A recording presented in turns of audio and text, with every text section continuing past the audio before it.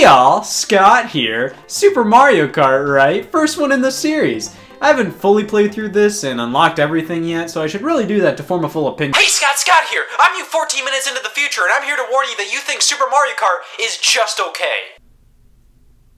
Thank you. You get a new Nintendo console. You want to pick up a few multiplayer titles for the system. Well, you have a few choices. Welcome to Mario Kart! It's hard to think of another series that's as universally enjoyed as Mario Kart. And when I say universally enjoyed, I mean it. Go up to anybody on the street and ask if they want to play Mario Kart. If the 7 out of 10 chance you don't get maced wins out, you'll be having some top-of-the-line multiplayer fun with a stranger. Mario Kart is one of the most accessible multiplayer games out there due to just how understandable it is for anybody. It's go-kart racing in the Mario universe, just how God intended. You lap around each track 3 times or so and see if you can get first place, or maybe second place if you're a fucking loser. Item boxes are scattered across each track, and running into them gives you a random something to hurl onto other players or defend yourself with. It's hard to imagine a Nintendo console without Mario Kart. It's the true multiplayer mainstay of each system.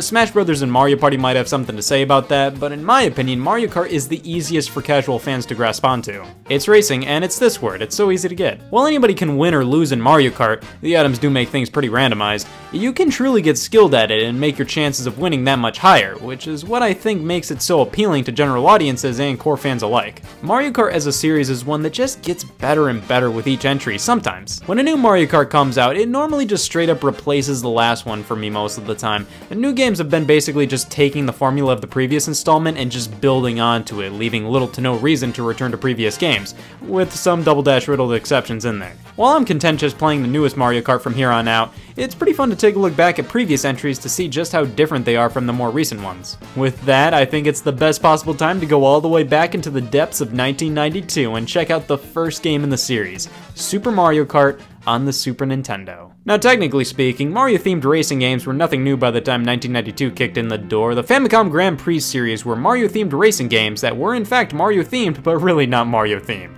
These were only released in Japan and featured Mario on the cover, but lo and behold, the games were exactly what you'd expect from racing games before Mario Kart. With the launch of the Super Nintendo came the release of the game F-Zero, a racing title to show off the power of the system. It relied heavily on that newfangled Dang-Dung Mode 7, a graphical capability of the SNES that allowed for backgrounds to be distorted and blown up and just work to death while retaining smooth movement. I think the best way to show off what Mode 7 could do is to just compare Rad Racer on the NES to F-Zero. You see what I'm talking about? It wasn't true 3D, but it was still a giant leap forward for console racing games, allowing for fast-paced, smooth movement of the track. While F-Zero was a great showcase for what Mode 7 could do and an impressive and fun launch title, at the end of the day, it was a racing game without multiplayer. F-Zero was a little too intense to appeal to a wide audience itching for multiplayer, so Nintendo started to tinker with a new racing game project on the Super Nintendo. One that was more accessible, with simpler tracks and a slower pace compared to F-Zero. Go-karts were the vehicle of choice due to this design change, with one of the placeholder drivers being some sap wearing overalls. They then said, it, just use Mario. And the game became a Mario Kart racer, a Super Mario Kart if you will. My personal history with the Mario Kart series started with this game's follow-up, Mario Kart 64. So for a while, Super Mario Kart was that elusive one that I didn't know much about at all. I finally got to try it out via the Wii Virtual Console years ago, so let's just say this ain't my first rodeo, but probably my 4th or 5th. It was always a game that I respected and had enough fun with whenever I pop it in or download it on a modern Nintendo system, but I would just generally turn it off after 30 minutes and would go on to play any other Mario Kart, to be honest. But let's finally give it a fair shot. This is Super Mario Kart on the Super Nintendo. And here we are, the first title screen of the rest of our lives, and it includes a lot of fun graffiti on the sky and tic-tac-toe on the ground, signs of a good kart racer. There are a few modes we can dive into. For single player, we have the Grand Prix and Time Trials. Gotta start off with the Grand Prix. It's the traditional single-player campaign for Mario Kart, and man, have you ever thought a character selection was jank because of one sole character? Everybody's here. Mario, Luigi, Peach, Toad, Koopa Troopa, Bowser, what the hell, and Yoshi. Donkey Kong Jr., making his first and only playable appearance in the Mario Kart series. Every other character here has been a Mario Kart staple ever since the first game. Koopa Troopa's missed out on a game or two here and there, but I can't really imagine Mario Kart without these guys. Now with Donkey Kong Jr., I have an idea of what Mario Kart would be without him. Oh yeah, Mario Kart. Just an odd character inclusion, but let's be fair here. This was back in 1992. The cast of Mario characters wasn't nearly as expansive as it is now. Plus, the modern Donkey Kong characters and designs didn't exist until the release of Donkey Kong Country 2 years later. But still, why Donkey Kong Jr. instead of regular no-nonsense Donkey Donkey Kong. We looked at this game here and said, where are the wheels? The Grand Prix allows us to pick one of 4 cups, the 4th one being unlocked later with 3 speeds to choose from, 50, 100, and 150cc, with 150cc being unlocked later as well. Each cup houses 5 different tracks, and you have to play through each of them trying to get the highest place in a race you can to attempt to nab 1st, 2nd, or 3rd place overall. You mainly want to try getting 1st overall though, as getting the gold in all 3 of the cups unlocks the final one. That's still fundamentally how the Grand Prix works in Mario Kart now, and when you look at this definitely looks like an SNES version of Mario Kart, that's for sure. Wait. Yeah, this truly is the Mario Kart for map lovers. Remember when I said this game was specifically designed for multiplayer? To that I say, well, no shit. It is always displayed in a split screen view, almost feels like a precursor to dual screen games on the DS. During single player races, the bottom view is just this giant map, while in multiplayer it's obviously replaced by the second player screen. Some may say this is annoying, but the game was fully designed around this screen layout, so it never really feels like my view is obstructed or things are squished. It doesn't make the game harder to play at all for me personally, but it's not an ideal layout. The map, yeah, this thing can take a hike. It's not really that useful. Just a small translucent mini map is all you need. This is so overly detailed with character sprites so big that I never really find glancing at it to be that beneficial at all. Now, controlling the game is definitely something special. You accelerate with the B button. I think that's banned in some countries. When you run over an item plate, not into a box, you use the A button to use. I don't like that. This is just an odd jump for your thumb to make. I think it would have been far more natural to have YB accelerate and B use the items. It's not a deal breaker though, far from it. I actually find Super Mario Kart to control quite well overall. But then we get to the pure terror, known as somewhat tight turns. Drifting is something that separates the men from the boys with Mario Kart. If you don't drift, you look like a buffoon. Hey everybody, look at this guy, not getting his mini turbo boost by drifting, fucking imbecile. In Super Mario Kart, you justifiably drift by holding one of the shoulder buttons, but man, this is some tricky stuff. I'll say, alright guys, I'm going for it, I'm gonna drift, and then proceed to make a fool out of myself. Look, I'm on milk. Drifting is one of the most satisfying things to do in modern Mario Kart games, so it's a shame that Super Mario Kart's drift just isn't dependable enough for me. It's just so awkward here, like it just feels like whenever I go to drift, I drift too much, and it's just hard to manage. I found with sharp turns, it's easier for me to just take them slow and to let off the gas. At least then I feel way more in control. Now, of course, there's a problem with that tactic. You may say, you shouldn't do that, Scott. Slowing down allows for your opponents to catch up. Alright, listen up. Even if I played perfectly and I was resident turn-making champion, my opponents would still catch up to me because the computers in the Grand Prix fucking cheat! Mario Kart's known for being unfair at times, but that usually comes from items randomly getting socked at you and there being nothing you can really do about it. With Super Mario Kart, the randomized items aren't the issue. The CPUs having so many advantages is what keeps me up at night. It makes almost every loss I experience in the Grand Prix feel unfair. Rubber banding artificial intelligence is the term of the day. It's when no matter how much better you are than the computer controlled players, you constantly hit them with items, you make every turn correctly, you leave them in the dust, they will be granted faster speed so they can catch up to you and make it so you don't have a huge lead on everybody. Listen, I get it. They do this to keep the game enjoyable. If you were super far ahead of the computer, it really wouldn't be that fun. It's just way too much in this game. It simply feels unrealistic when I pelt this monkey in a go-kart with a shell, he speeds up and remains on my ass. And when I get hit or fall off the track, it's hard to come back after falling into 6th, 7th, or 8th place. But when your rival falls back, they have no problem getting back into 1st. Not only this, but the computer players have special abilities that you just can't use. Mario and Luigi become invincible whenever they damn well want to. They don't need to run over an item plate, they don't need to do anything special, they can just do it whenever they want, it's great. Yoshi can throw a ton of eggs, Toad throws poison mushrooms, Bowser spits fireballs. Why can't I do any of this? Why can the computer do all of these things without even picking up an item? No matter how many times you peg them with items, they will always come back and be right on you. This makes playing through the Grand Prix kinda nerve-wracking. It's not crazy difficult by any means, but if you mess up once, it's hard to recover when the CPUs barely mess up and recover instantaneously. And when you mess up in this game, I'm already upset about this and I haven't even finished the sentence. It takes forever to recover. The hazards on these tracks mean business. You get gophered by Monty Mole, fall in the water, squished by a thwomp. Look how long this takes to get back to driving. Now, like I said, the AI can use special items against you, but that doesn't mean you're completely defenseless in this game. Item panels on the ground are all over the place, and running over one nabs you some sweet whatever. Mushrooms give you a speed boost. These are terrifying. Other Mario Karts have a specific animation that plays when you use your boost, thus you know when it commences. Super Mario Kart, yeah, you just book it. It's hard to use this thing strategically. I always find that it sends me crashing into a wall most of the time. Green shell, something to pelt onto an opponent either ahead of or behind you. The red shell can only be thrown in front of you, but locks onto an opponent. I gotta be honest, I prefer green shells in this game. I like that they can be thrown behind, and red shells are honestly not the best at homing onto another player. Bananas, you know what? I'm cool with you guys. They aren't that hard to avoid, but I don't write a strongly worded letter to Nintendo if I end up getting them. The feather. Now we're in Super Mario Kart exclusive territory. The feather reappeared in Mario Kart 8 Deluxe's battle mode, but other than that, this thing is laid dormant in the first game, and for all the kids watching, close your ears, things may get a little vulgar. I don't like this item. It gives you a meaty jump and you can use it to take shortcuts and jump over walls or other hazards, but it's just too context sensitive. Like, if you get a feather when you're right next to a viable shortcut or something, okay, but whenever I get a feather, I want an offensive item. I want something to use. Whenever I get it in a regular race, I just end up wasting it so I can get a new item. This one is only finally looked at because it was exclusive to the first game for forever. It's fine when it's useful, but most of the time it's pretty worthless. Like, using the feather effectively is fun to pull off, but like I said, it's just too context sensitive for my liking. The invincibility star is pretty great. The lightning bolt temporarily shrinking all other players is godlike. The boo item is exclusive to the multiplayer modes match race and battle mode and steals the other player's item.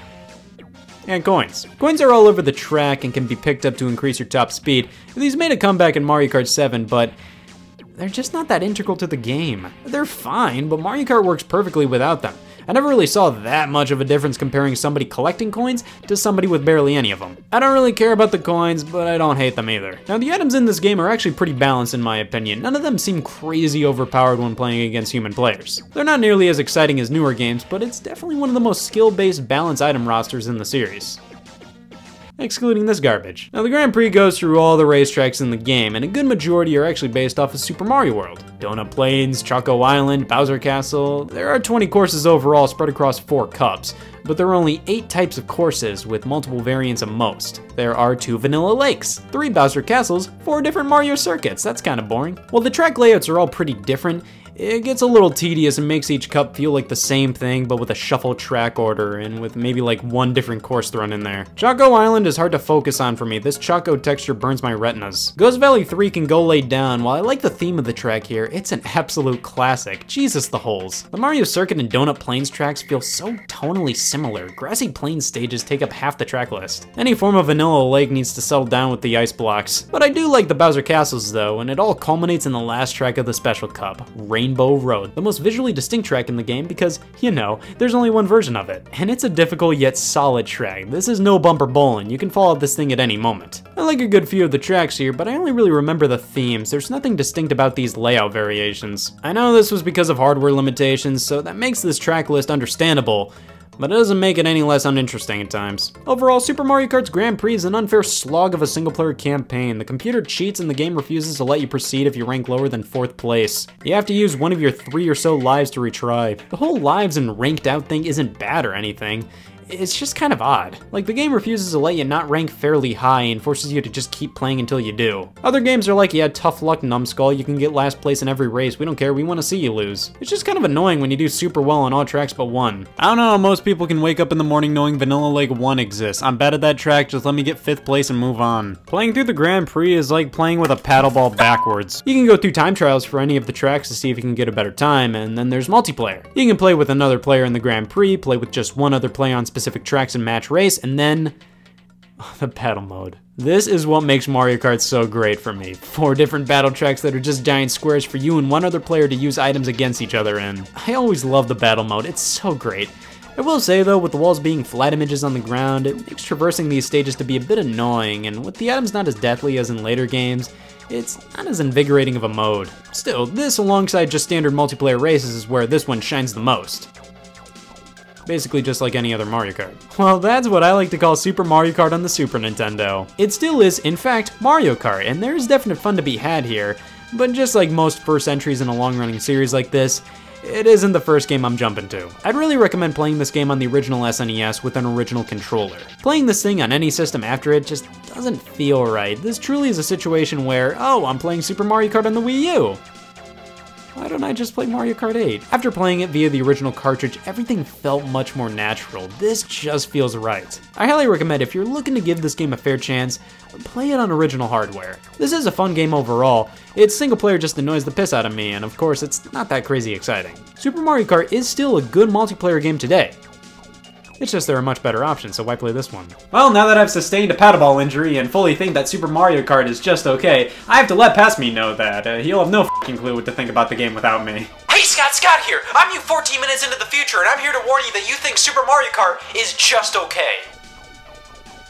Thank you. You did good, future Scott. Well, now I guess I'll just play Mario Kart 64. Scott, wait!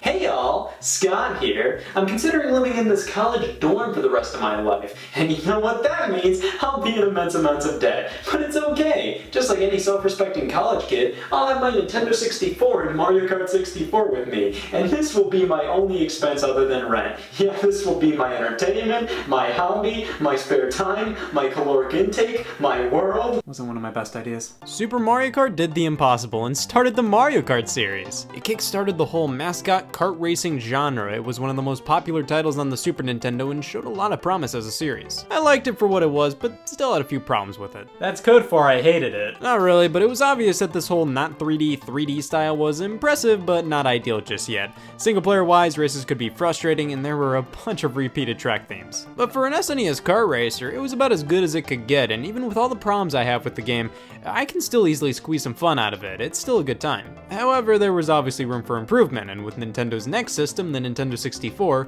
true 3D gaming wasn't just possible, it was more than possible. With the console's advanced technical specs and 4 controller ports for 4-player games, a new Mario Kart seemed like a shoo-in for the N64. Holy shit, they did it. Mario Kart 64. I like this one. While Super Mario Kart was the start of the series, Mario Kart 64 was where the modern Mario Kart series started. I see a lot of people nowadays say how this one isn't as good anymore and has aged. To that I say, well, you've aged too. How does that feel? Mario Kart 64 was the Mario Kart game, the one everybody has fond memories of, often considered one of, if not the best game in the series. Everybody has their favorite, and while 64's notoriety has definitely slipped over time due to its age, it's still up there as one of the best. I remember playing this on my cousin's N64 and it always remained one of the most fun in my heart. This was pretty much as pure of a Mario Kart experience as you could get. No gimmicks, nothing this game could really claim as its own thing. It was just Mario Kart. Local, multiplayer, bullshit Mario Kart. It's very vanilla when I look back at it. So why is it so revered by myself and so many other people? Is it because it was released during the multiplayer renaissance of the Nintendo 64 era? Probably. Like I said, Mario Kart 64 is definitely aged. I'm not gonna argue that. It's very obviously not as good as really any of these games that succeeded it. However, while it's dated, I still think it's really fun, particularly in multiplayer. While the controls, graphics, overall amount of content just don't hold up today, it doesn't mean 64 isn't fun, far from it. It can still be a blast, and I think it's much better than Super Mario Kart. Mario Kart 64 was initially called Super Mario Kart R during development. All these letters, nuh-uh. This one. The developers just decided, you know what, let's just f***ing do it, and gave it the same subtitle as every other Nintendo 64 game. Of course, the big reason why they got rid of the R subtitle was potentially because of Sonic R releasing on the Sega Saturn, another racing game, with racing and game in quotes. You don't want to have the same name as your competition, and you also don't want to have the same name as that, so they just gave it the old 64 treatment while also getting rid of Super in the title. I never lost sleep over those changes. The title Mario Kart gets the exact same idea across as Super Mario Kart does. During development, a few key things changed, the most well-known being the fact that Kamek was a playable character before being replaced with Donkey Kong in the final game. It's okay, Kamek got another chance as a Mario Kart character never. I mean, it's fine, I probably prefer Donkey Kong being playable here. I don't know many people who played Yoshi's Island saying, damn, I want to drive as this. But it's just odd Kamek was playable in Mario Kart 64 pretty deep into development. It was taken out for no reason and never appeared playable again. Apparently there were hints of him being playable in Mario Kart 8's code, but that's about it. The feather item from Super Mario Kart was supposed to make a comeback in 64, but it was taken out before release. I know people love this thing to death apparently, but if humanity made it 2 decades without a feather in a Mario Kart game, we can cope with anything. Mario Kart 64 released in early 1997 here in North America, about half a year after the Nintendo 64 launch, so it's understandable why the console is so heavily associated with this game. It's basically been there since the very beginning. You had a Nintendo 64, you had Mario Kart, it was just the natural order of things. With the emphasis on multiplayer with this thing, yeah, of course this game did well, right alongside GoldenEye, Smash Brothers, and Mario Party. This opening canonically shows us how deep the Nintendo logo really is, and is absolutely classic.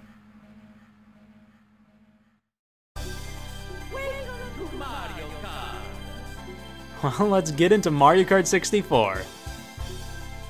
And that's Mario Kart 64 for you. Yeah, this brings up a bit of a debate with multiplayer games. Should all primary content be available from the start or be unlocked over time?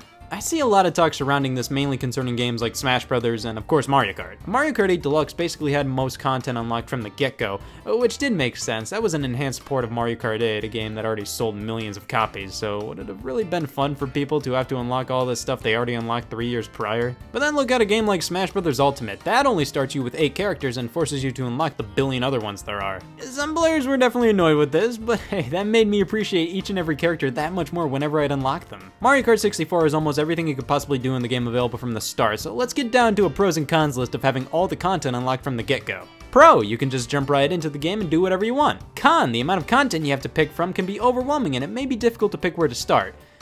Not really with Mario Kart 64, but with like Smash Brothers or something. Pro, you don't have to do tedious tasks that you don't want to do to unlock the stuff that you actually want. Con, having everything just handed to you from the start makes it harder to appreciate all the content in the game. It weirdly feels like there's not much to keep you there. Like, I'm not working towards anything here, what's the point? Everybody has their own stance on this. I'm personally on the I like unlockable side of things. So Mario Kart 64 having all the courses, all the characters, all the modes but one available, makes this one of the weakest Mario Kart single player wise. Sure, Super Mario Kart forcing you to get gold and all the cups to unlock the final one could be frustrating, but you had something you were working towards at least. All cups are available from the start. We got the mainstay 50, 100, 150cc speeds we can choose from, and an actual character selection. Would you look at this, Super Mario Kart? Now this is a Mario Kart roster. We got Wario and Donkey Kong as newcomers. It's everything I could have possibly wanted. DK Jr., you won't be missed. I think he'd be a fun secret addition to a new Mario Kart, but come on. Regular DK deserves a spot more. We don't have Koopa Troopa anymore, but regardless, this is classic Mario Kart right here. We'll talk about the courses in a quick sec. Let's just bask in the glory of outdated kart racer. This isn't necessarily an ugly game today, it just looks outdated, but it has its charm. You can still tell what everything is. The tracks are simple, but still well designed. I think it's way better than Super Mario Kart in this regard. The tracks are actually 3D, and it's way easier to judge distance and see everything. The characters are 2D though, just flat images of 3D models, which was a smart move. It helped this game run as well as it does. I definitely couldn't tell they weren't fully 3D as a kid, and they have a certain quirkiness to them I like. The back of Yoshi's head is more iconic than Warren Harding, my favorite 29th president of the United States. I can easily tell you all the playable characters in Mario Kart 64, but who the f was the 28th president? I don't know. The soundtrack has some incredibly memorable tunes. Ah shit, it was Woodrow Wilson. Although I would say Super Mario Kart had better ones. The 64s are great, it just can't beat its predecessor in my opinion. At least now we have character voices. A few are pretty spot on with what we have today, and then there's Toad. He sounds like a 16-year-old girl who's capable of saying full sentences. I don't know, I kinda like it. Yoshi didn't have that regular fluttery voice we know him to have now, and that started with Yoshi's Story. Here he has the same sound effects we got in Super Mario World. And I still have no idea what this sound is supposed to represent. 64 introduced so many new items. Everything returns from Super Mario Kart except the feather and the coins. I was cool with the coins, but they were fairly superfluous in my opinion. And the feather, oh man, how dare they not include my favorite thing to waste so I can get a shell or something. They included a lot of new variants of items this time. 3 mushrooms, which give you 3 speed boosts, and the super mushroom that just gives you as many boosts as you want for a limited time. Now fake item box, something to trick your fellow players with. They're fairly hard to distinguish in this game compared to how they are in later entries. I kinda like that. 3 green and red shells, like a ton of bananas, and the blue shell, professionally known as the spiny shell, targets the player in first place. It's not horrible in this game. I believe its true power was unleashed in Mario Kart Wii, but here, it's fairly well balanced. Alright, we're talking politics. It's your favorite honor, and today we're gonna be settling this right now. Does Mario Kart 64 control poorly or alright? Yes, Mario Kart 64 isn't the best controlling Mario Kart. It's manageable, but Jesus Christ, this thing can be terrifying behind the wheel. Drifting, just like with the first game, is a bit too all or nothing for me personally. I feel like whenever I go to drift, it's just too much. You get a boost of speed for correctly pulling it off, so there's more of a reason to do it here than with Super Mario Kart, but I just don't want to risk it most of the time. On 150cc, you can spin out by turning too quickly. I don't like that. The game controls fine, like I still feel fairly in control of things. It's just pretty loose, and drifting still hasn't been perfected. But then again, sometimes the controls feel stiff as all hell. Like when I need to turn quickly, I just can and run into whatever's in front of me. Couple that with the fact the saps in the first couple places cheat just like they did in Super Mario Kart, and you have a recipe for, well, this is kind of annoying. Seriously, here I used loads of speed boosts, yet Yoshi remains unrealistically far away. Now the courses. You know what, 64 is some of the most memorable and fun tracks in the entire series. and also some of the most frustrating as well. The Mushroom Cup houses some of the easiest courses in the game. The later the cup, the more difficult they usually are, so makes sense. While these are some of the easiest, they're definitely some of the most well-designed. These are just inherently enjoyable to race on. Calamari Desert is easily the coolest one. It has a train. It's like, compared to most humans, Calamari Desert will always have that going for it. The other ones are fine. I think Koopa Troopa Beach would rank second. Luigi Raceway might be third for me. Yeah, sure, Moo Moo Farm has moles, but I'm a sucker for traditional generic Mario Kart tracks like this. I don't know why. Flower Cup's a bit lamer. The coolest one here is Toad's Turnpike. It's only sometimes cooler when Mario Kart has tracks like this that are like places in real life compared to fun colors and shapes with the wackier tracks. Frappe Snowland and Choco Mountain aren't my thing. A Choco has so many ledges to fall off of, and the overall design is boring, who cares? Now, I'm fine with Mario Kart tracks having ledges you can fall off of, but this?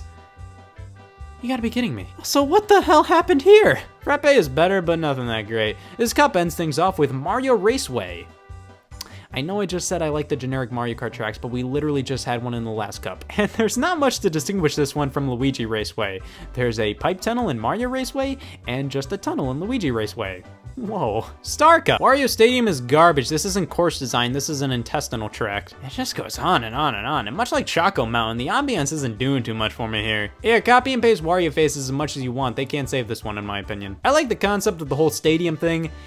I just don't care for it here. Now, Sherbet Land is a much more interesting Frappe Snowland. It's definitely more difficult, but that's to be expected. Royal Raceway, I like this one. A track taking place nearby Peach's Castle. This is one of my favorites in the game. Simple, but fun. Bowser's Castle.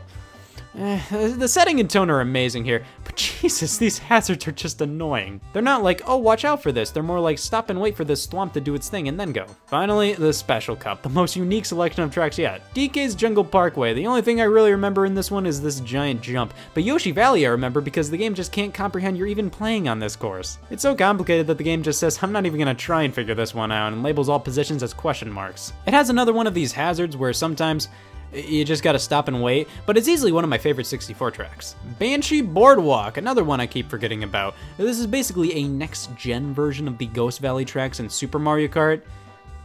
It's alright. But we end things off with a new take on Rainbow Road, the longest track ever. Seriously, this thing goes on forever. It's not a particularly interesting Rainbow Road, to be honest. It's just kinda long. Overall, I like a lot of these tracks. Forgot a handful of them exist and dislike a few of them. I think the entire track selection is pretty decent, but so far I've mainly been talking about this from the single player perspective. In multiplayer, these are all a blast. I mean, it's Mario Kart, why wouldn't they be? Even the tracks I despise, the fact I dislike them makes them fun in multiplayer. It's weird how that works out. It's so much fun to get frustrated alongside friends. It's fun to see hazards absolutely ruin your friend's day and then mess you up as well. The hazards in Mario Kart 64 absolutely obliterate players, and it is the best. I thought it took forever to recover in Super Mario Kart.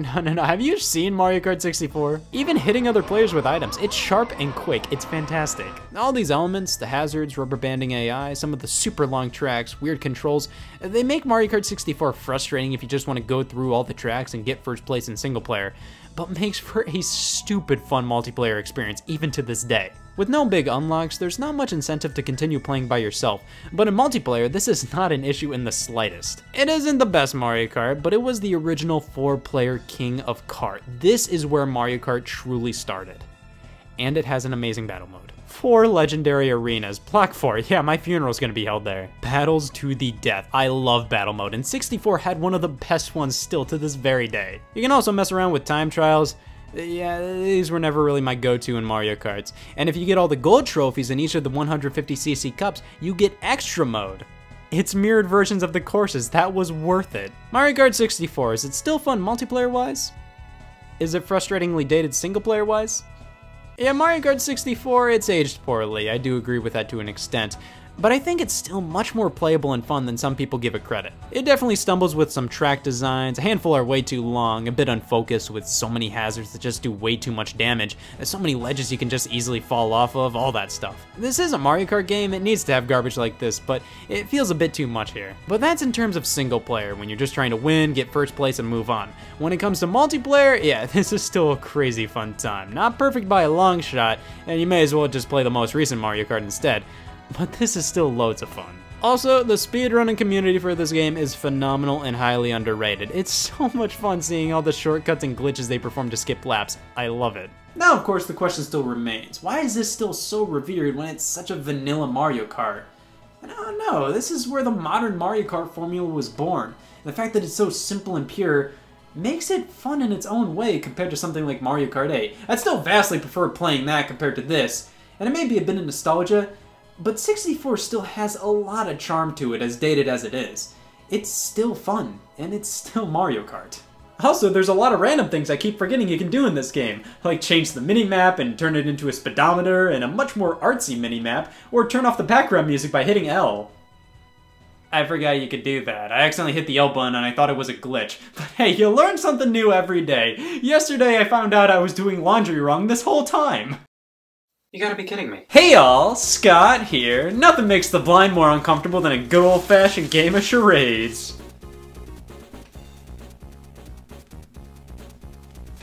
Let's go on eBay and look for a stack of Game Boy Advance games. I mean, what else is eBay meant for? You see, this one includes Mario Kart Super Circuit. This one has Mario Kart Super Circuit. Here's a lot with Mario Kart Super Circuit. Oh, hey, Bionicle, and Mario Kart Super Circuit. From this, I can tell Mario Kart Super Circuit's a really popular game that absolutely nobody wants. Yes, the very first portable Mario Kart title. You could play the first 2 games on the go, but that was a mess. Plus, there was a rumor back in the day that supposedly a Mario Kart for the Virtual Boy was in development. The only proof of this is some German magazine listing it as in the works. And by in the works, they meant possibly never was in the works, and if it was in the works, thank God they put this game out of its misery. Even if a Virtual Boy Mario Kart released, this would have still been the first truly handheld Mario Kart. It was always incredibly exciting to see what once was a home console exclusive series make the jump to a portable. To be able to play Mario Kart wherever you want, that was a huge deal. This was the first Mario Kart title I owned myself, and I played this like crazy on road trips, and I lost it at my uncle's house. That was a rough patch of my career as a 6-year-old. But regardless of losing it, I always retained some great memories of this title. It had a certain charm with the graphics and music that always resonated with me. To be honest,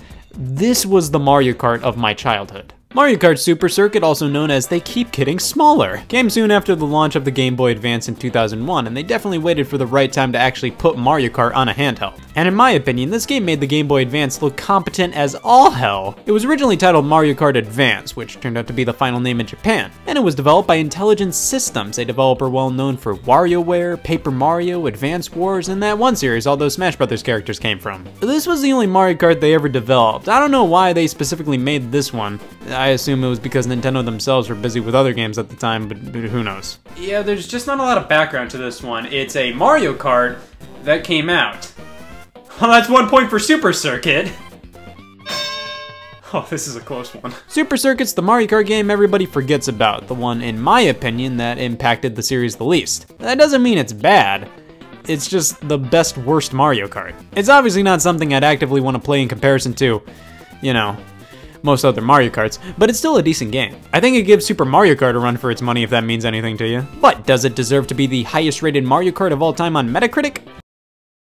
Now I think more people have fond memories of Mario Kart DS in comparison to this one. A DS was such a monumental game in the series, introducing so much that would become staples of the franchise. Well, Super Circuit's just kinda Mario Kart for Game Boy Advance and not much else. I actually never owned Mario Kart DS in its heyday, but obviously I did own Mario Kart Super Circuit. Yeah, I'm one of those guys. These games are comparable just because they were the first 2 portable Mario Karts, and I think it's fair to say they represent 2 very different eras of the series, even though they were only released 4 years apart. DS has that chaotic, wacky fun of the modern games, while Super Circuit is far closer to the more skill-based gameplay of Super Mario Kart. And by more skill-based, I mean you can't just barf out a bullet bill and go, "Wee." The computer players cheat here, you have to deal with it and play better than them. Alright, enough dialogue. Let's see why nobody cares about this game anymore. Title screen wise,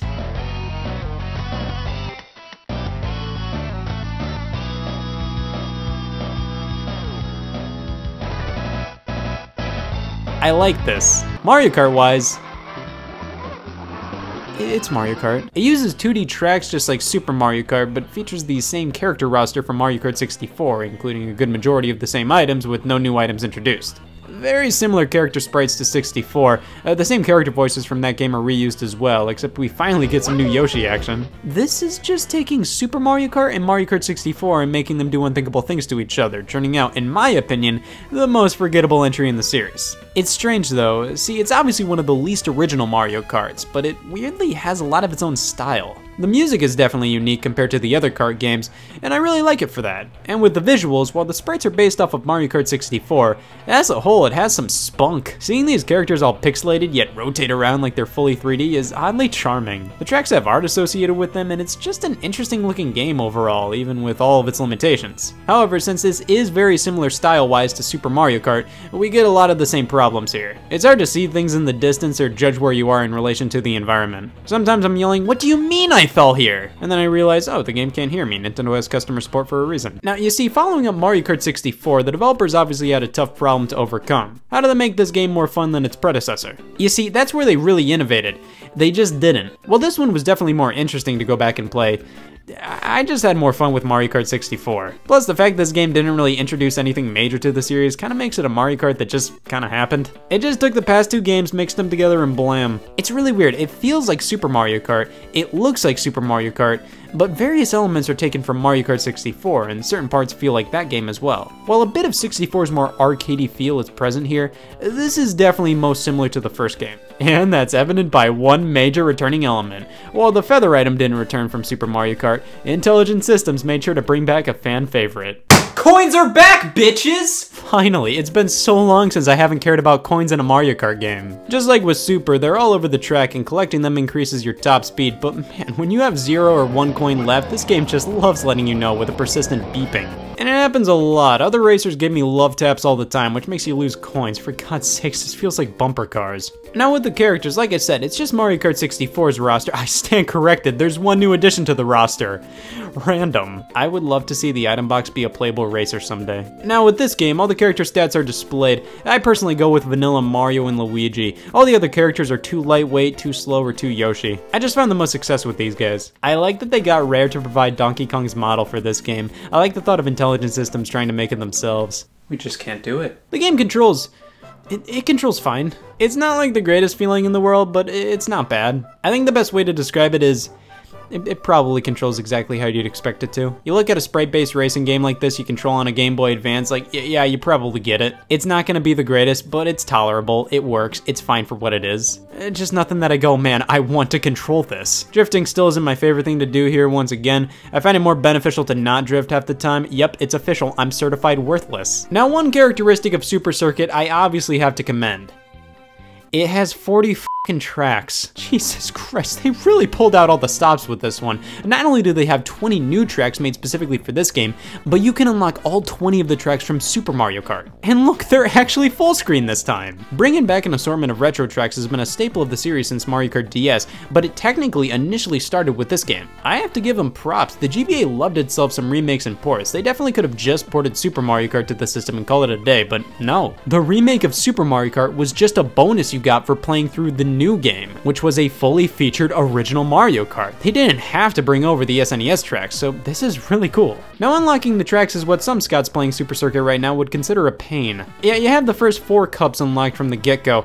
Oh, wait, first 4. Ah, yes, the Lightning Cup! Yeah, I haven't seen that one before. This would eventually be relegated to one of the 4 Retro Track Cups from Mario Kart DS onward, but Intelligent Systems maintained they weren't making a Mario Kart game if they weren't putting the Lightning Cup in there. So you have to play through all 4 cups. You get gold by placing first overall in each of them. Then the Special Cup unlocks, and you can play the final cup in the game. Just kidding. Now you have to go back and complete all the cups again, but now collecting at least 100 coins overall. And that way, you unlock the Extra Cups, which are filled with the tracks from Super Mario Kart. Man, measles are sounding pretty good right now. Now, whichever engine class you complete this in, the tracks you unlock don't transfer over to the other ones. I unlocked the Special Cup in 100cc, I still have to unlock it in 50 and 150cc. I tried 150cc and did okay, but then I said, f it, I love being a wuss, we're going 100. This isn't a difficult game, it's just harder to pick up and play compared to the modern stuff. It retains that classic Mario Kart balancing from Super Mario Kart in 64. If you're in the nosebleeds all the way back in 8th place, you have to actually be skilled enough to make your way back up the pack. It's not super hard, but you just can't bank on getting a super overpowered item to bring you up the ranks. CPUs rarely attack with items, and they primarily just get speed increases, keeping them on your tail consistently. But hey, some of the new tracks here can be pretty neat. We got the first Mario Kart track in history with rats. Ribbon Road, Yoshi Desert, I love the music of Snowland, but similarly to Super Mario Kart, we get a lot of repeated track themes. Man, I love Bowser Castle so much, I want 6 more, thank God. Yeah, that works against this game in my opinion. It makes a lot of the cups feel repetitive when so many have a Bowser Castle, have a standard circuit course, there's 2 coast tracks, and then with all the Super Mario Kart tracks, it's like, man, here's 4 Mario Circuits from that game. Plus, a lot of the themes of the new tracks are themes from Super Mario Kart, so while yeah, it's cool this game has so many tracks, you get a lot of repeats. Couple that with the 2D designs, the fact that most of the backgrounds are just sort of there. There's not a ton of major gimmicks, and that makes none of these tracks really stand out too much. None of them I necessarily thought of as bad, it's just they're all really average. Nothing was overwhelmingly cool or great, but they got the job done. Nothing too memorable, but nothing too bad. Now Mario Kart ain't Mario Kart without multiplayer, so I'm gonna whip out the Wii U Virtual Console release to play with some controllers. Why would I ever think that was gonna be possible? Bust out your GBA link cables because we're playing the definition of local multiplayer. Yeah, it works. You only need 1 copy of the game, which is nice, but only using 1 game cartridge limits you to only 4 courses you can play on and forcing everybody to play as Yoshi. If you want a fuller experience, as in being able to race on whichever course you want, being able to play as whichever character you want, or play battle mode, get multiple copies of the game. What, do you think this was a charity? There's time trials, which I care about. Yeah, right. And then there's quick run, which is just playing whatever course you want to that you have unlocked just for a quick run. I have a lot of memories with Mario Kart Super Circuit, but it's very obvious to me why this one is very rarely brought up nowadays. It's an interesting blend of the 2 games before it, but it isn't much more than that. Plus, Mario Kart is most well known for its multiplayer, and this is easily one of the most difficult games to get that going on. All the console entries, you just need multiple controllers. The DS and 3DS games, you just need 1 copy of the game and multiple systems. Super Circuit, you need 1 copy of the game, multiple systems, and link cables. And if you don't like playing basically a trial version of the game with your friends, even if you own a full copy, they need to have their own copies so you can play on all the courses or play battle mode. It's definitely quality, but it's also not a necessary game to play today or a necessary one to look back on. It didn't bring much to the series, but it has decent, albeit forgettable track design, and the fact that it brought Mario Kart on road trips for me will always give it a special place in my heart. So yeah, my love for this game is purely nostalgic. Looking at it critically, it's fine, it's just nothing special. So now I have to compare it to something else that I'm nostalgic over. So how does Mario Kart Super Circuit compare to Classroom Jeopardy? Yeah, it fucking stinks. Hey y'all, Scott here. Ever since the beginning of time in November of 2003, mankind has asked one question. Why is there only 1 game called Mario Kart Double Dash? It's a title that fits most game releases. However, after a painstaking 20 minutes of research, I think I've finally cracked the code on why there's only 1 game called Mario Kart Double Dash. We got 2 trademarks on this title. See, if Nintendo didn't monopolize the industry, we would have like 9 games called that by now. And here we have the college essentials. Mario Kart Double Dash is the only Mario Kart game with more than 1 exclamation mark.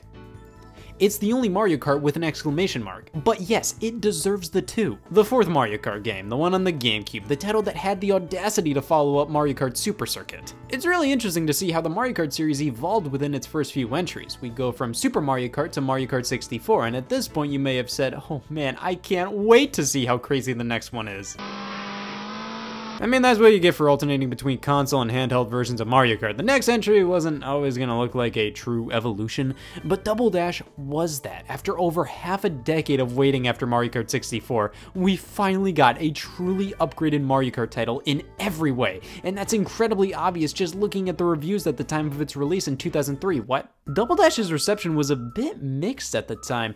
Sure, the vast majority of it was pretty positive, but many reviewers felt a bit underwhelmed with the game. It was such a long time between 64 and Double Dash that I guess some were just expecting a bit more. Well, let's take a look at Mario Kart Double Dash to see why exactly IGN would give it a 7.9 out of 10, those fucking savages. Mario Kart Double Dash was announced at E3 2001 as simply Mario Kart for Nintendo GameCube, and they pulled out all the stops with this one, showing everybody what a true next-gen Mario Kart title would look like by putting Super Smash Bros. Melee models in go-karts.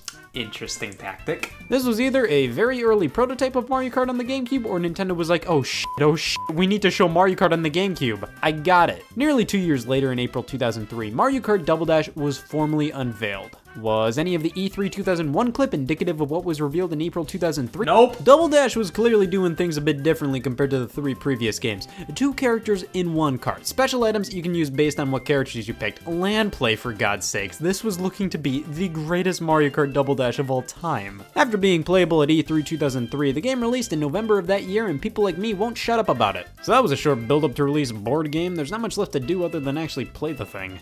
Oh wait, I stand corrected. We have to check out the bonus disc! So this is why people gave a shit about this game. If you pre-ordered Mario Kart Double Dash at certain stores, you'd get a special edition including a bonus disc filled with demos and game trailers. Alright, Mario Party 5 has a demo! I get to pick the characters I play with. I like to choose strange groups of characters. Like if you were invited to a party and these were the only ones there, would you go? Just a handful of mini games to choose from here. Nothing crazy, but nothing that would actively get me to not buy Mario Party 5. F-Zero GX, God I stink. Just one race and then it boots you back to the menu. Yeah, I guess that's enough to figure out if you're into F-Zero GX or not, but the other demos have so much more to them. Like Sonic Heroes, you get 2 full stages here. It's almost as long as Sonic Forces. Star Wars Rogue Squadron 3. This game still looks good to this day. Whenever I see gameplay, it's like, whoa man, certain parts look like they were ripped right from the movies. And finally, we have Teenage Mutant Ninja Turtles. A big thank you to Konami for putting this demo in here. And now I know for a fact I don't want to buy Teenage Mutant Ninja Turtles. You can get bonus items for Fire Emblem on GBA if you connect the little guy to the GameCube with Fire Emblem in it.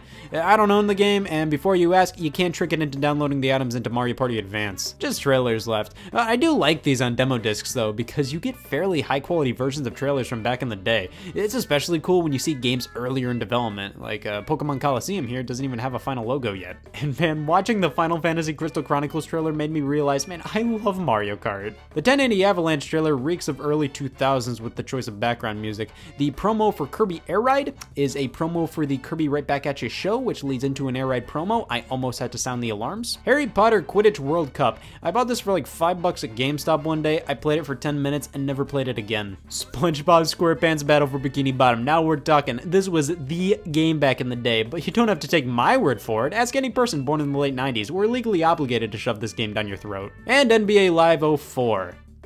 How many sentences start with, I bought NBA Live 04 because of the Mario Kart bonus disc? A neat little novelty for pre-ordering the game. I mean, you can cruise through the contents of this thing in a solid hour or so, but it's still a nice bonus. Now, is there anything else to talk about before we actually play Mario Kart Double Dash? The L on Luigi's head is backwards! We're off to a bad start. If the L is backwards, what does that mean for the rest of the game? Well, there's only one way to find out.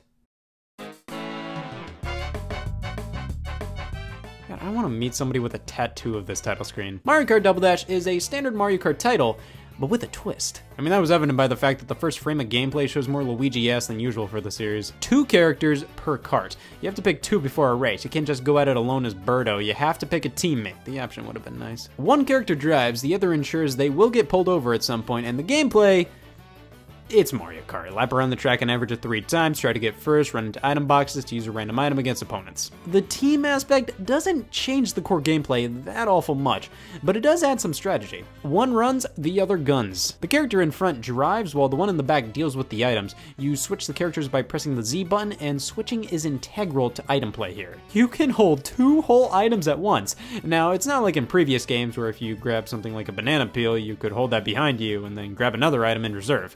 Now, in Double Dash, you can grab 2 items at once by driving into an item box, switching the characters so the one in the back seat has their hands free, and then run into another box to get another item. You can't pass up this deal. This allows you to choose which item you use first. Both characters hold on to one, and you can switch between the characters to choose what you squirt out. You can actually hold on to a specific item for as long as you can keep it in the driver's hands. You can save a mushroom or something while you grab and use more items. Now, just because you can hold on to 2 items at once, it's really not like previous games. You can't hold an item behind you as a form of defense. You're vulnerable at all times unless you throw a banana or shell behind you at the very last second if somebody's throwing something at you. Triple shells, yeah, those don't surround you. You decide to surrender to flashiness over function and juggle. Now, there are double item boxes, usually in harder to reach places than the single item ones. These give you 2 items instantly. You don't have to switch characters or anything. In fact, when you use one of the 2 items, the characters automatically switch positions so you can use your second item instantly. There will be a test. Now, because you have a partner, you can actually team up with an actual human being to play co-op.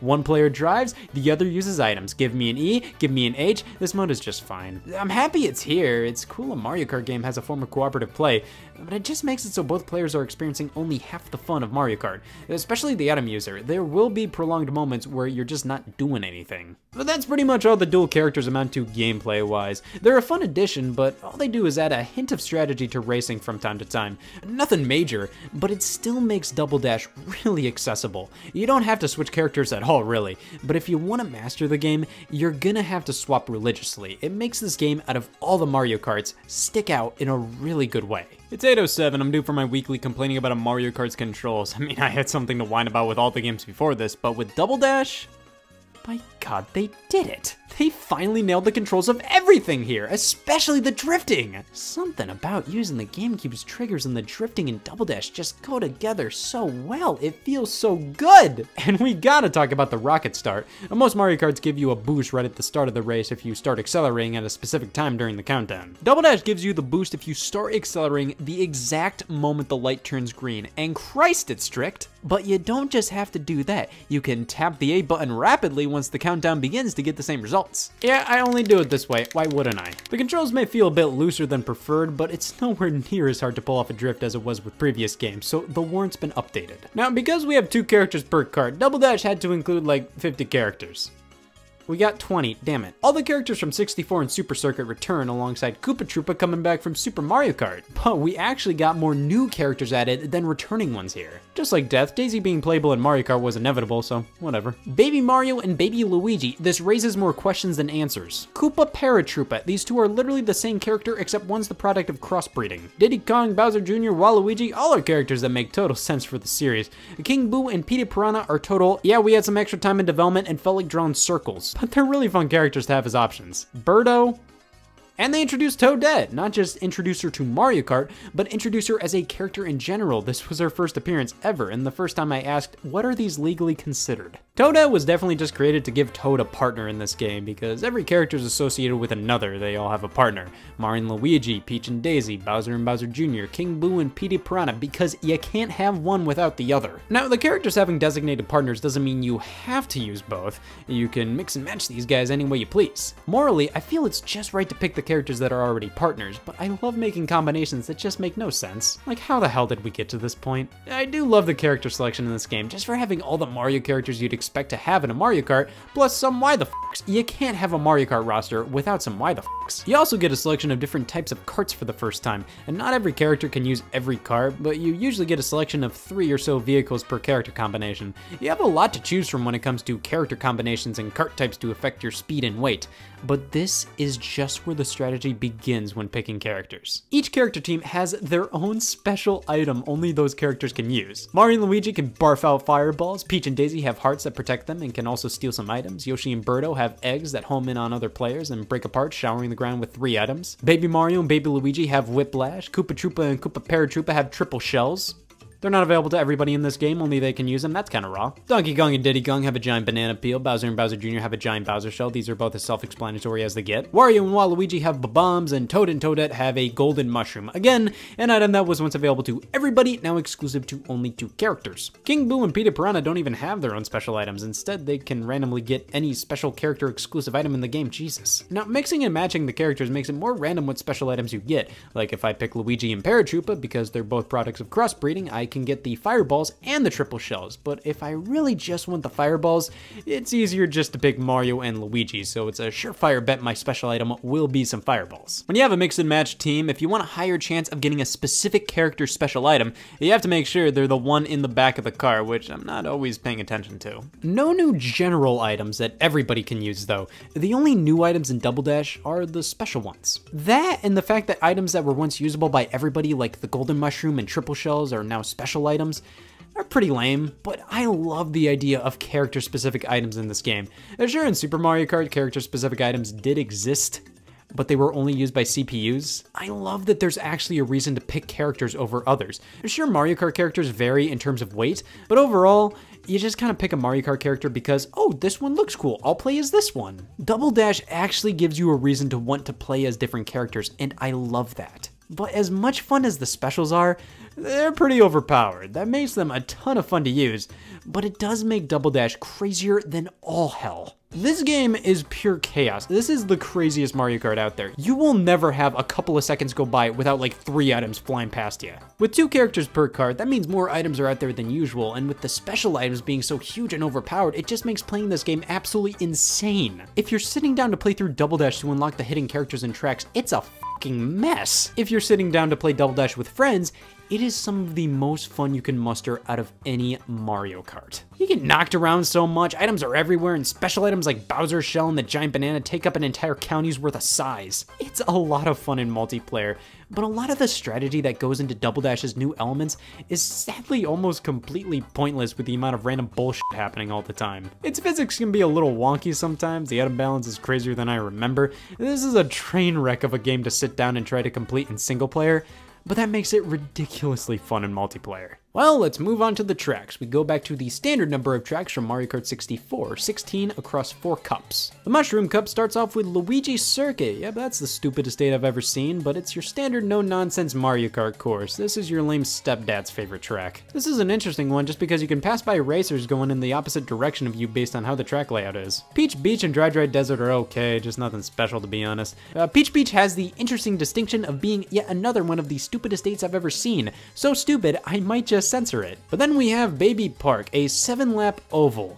That's it. Because of how small this track is and the amount of laps and the amount of bullshit, this is a fun one. So many items blazing around, all the racers are rubbing up against each other. It's crazy how one of Double Dash's greatest tracks is a fucking circle. Flower Cup. Mushroom Bridge is alright, I mainly remember it just because the music sounds like business is getting done. Mario Circuit's a less memorable Luigi Circuit to me, just because it ain't a lanky 8, that's for sure. There's a chain jump though, that's pretty fun. Daisy Cruiser is the track from Double Dash. You're on a cruise ship, you can go through a dining area where the tables are shifting all over the place, you can fall down this hole, damn it. Waluigi Stadium's a fun time. It's like the Double Dash take on 64's Wario Stadium, and it has a whole lot of Piranha Plant budget cuts. I like this one because it really does feel like a motocross stadium. It's a good time. Star Cup. Sherbet Land is garbage. I hate this one. There's too many freezies. Mushroom City is a bit of a cooler take on Mushroom Bridge's concept, but it's a bit harder. Yoshi Circuit finally answers the question, what does it feel like to drive on Yoshi? Just the fact that they were able to make a good track out of an outline of Yoshi is all it takes to make this the best circuit track of the game. DK Mountain. This part with the crack, lame, but everything else is great. Now, you have to get first overall in the 100cc Star Cup to unlock the Special Cup, and after you do, we have Wario Coliseum, a 2-lap course because of how honking long this thing is. But it's a really fun one. I love the atmosphere of being in this giant go-kart cage match. The Dino Dino Jungle is neat just because of its use of dinosaur feet. Overall, this one's okay, but Bowser's Castle feels like an epic adventure. Every single part of this course has something crazy going on. I don't know what it is with this one, but I love this rendition of Bowser's Castle. And f*** Rainbow Road. This one just annoys me. I always feel like the camera or track is at an angle to where it's too hard to see what the hell is coming up. I proudly get last place every time. So getting first overall in the 150cc Cup is what pure pain feels like, and it unlocks the All Cup Tour, a marathon of all the tracks in the game thus far. There's nothing new to any of this, it's literally just playing all the tracks in the game again. Am I really gonna go through with this? No. I did it anyways. I mean, you have to place first in All Cup Tour on 150cc to unlock Mirror Mode, and then you have to beat the Star Cup on Mirror Mode to unlock King Boo and Petey Piranha. You can't have one without the fucking other! Toad and Toadette are the only other unlockable pair of characters, and they're unlocked by beating the Special Cup on 100cc.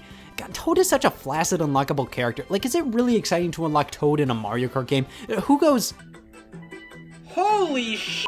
Oh my god. I mean, I'll give Double Dash that. They actually have junk free to work towards. 64 had barely anything to keep you playing single player wise, and Super Mario Kart was just really tedious because you had to get first place in everything to unlock the Special Cup. But with Double Dash, just with what I said earlier, this game is nuts. You'll have a good run with a cup, looking to get first place overall, and then reality sets in. It can be tedious and difficult to unlock everything, but hey, it's not as bad as Super Mario Kart. The All Cup Tour actually wasn't that bad overall. It takes about 40 minutes, but because you have so many tracks to get through, there's a lot more wiggle room to screw up. Well, we can piss off to Battle Mode, which is in fact one of my favorite parts of Double Dash, at least one of my favorites as a kid. Look at these maps. Cookie Land, Block City, Pipe Plaza, this one.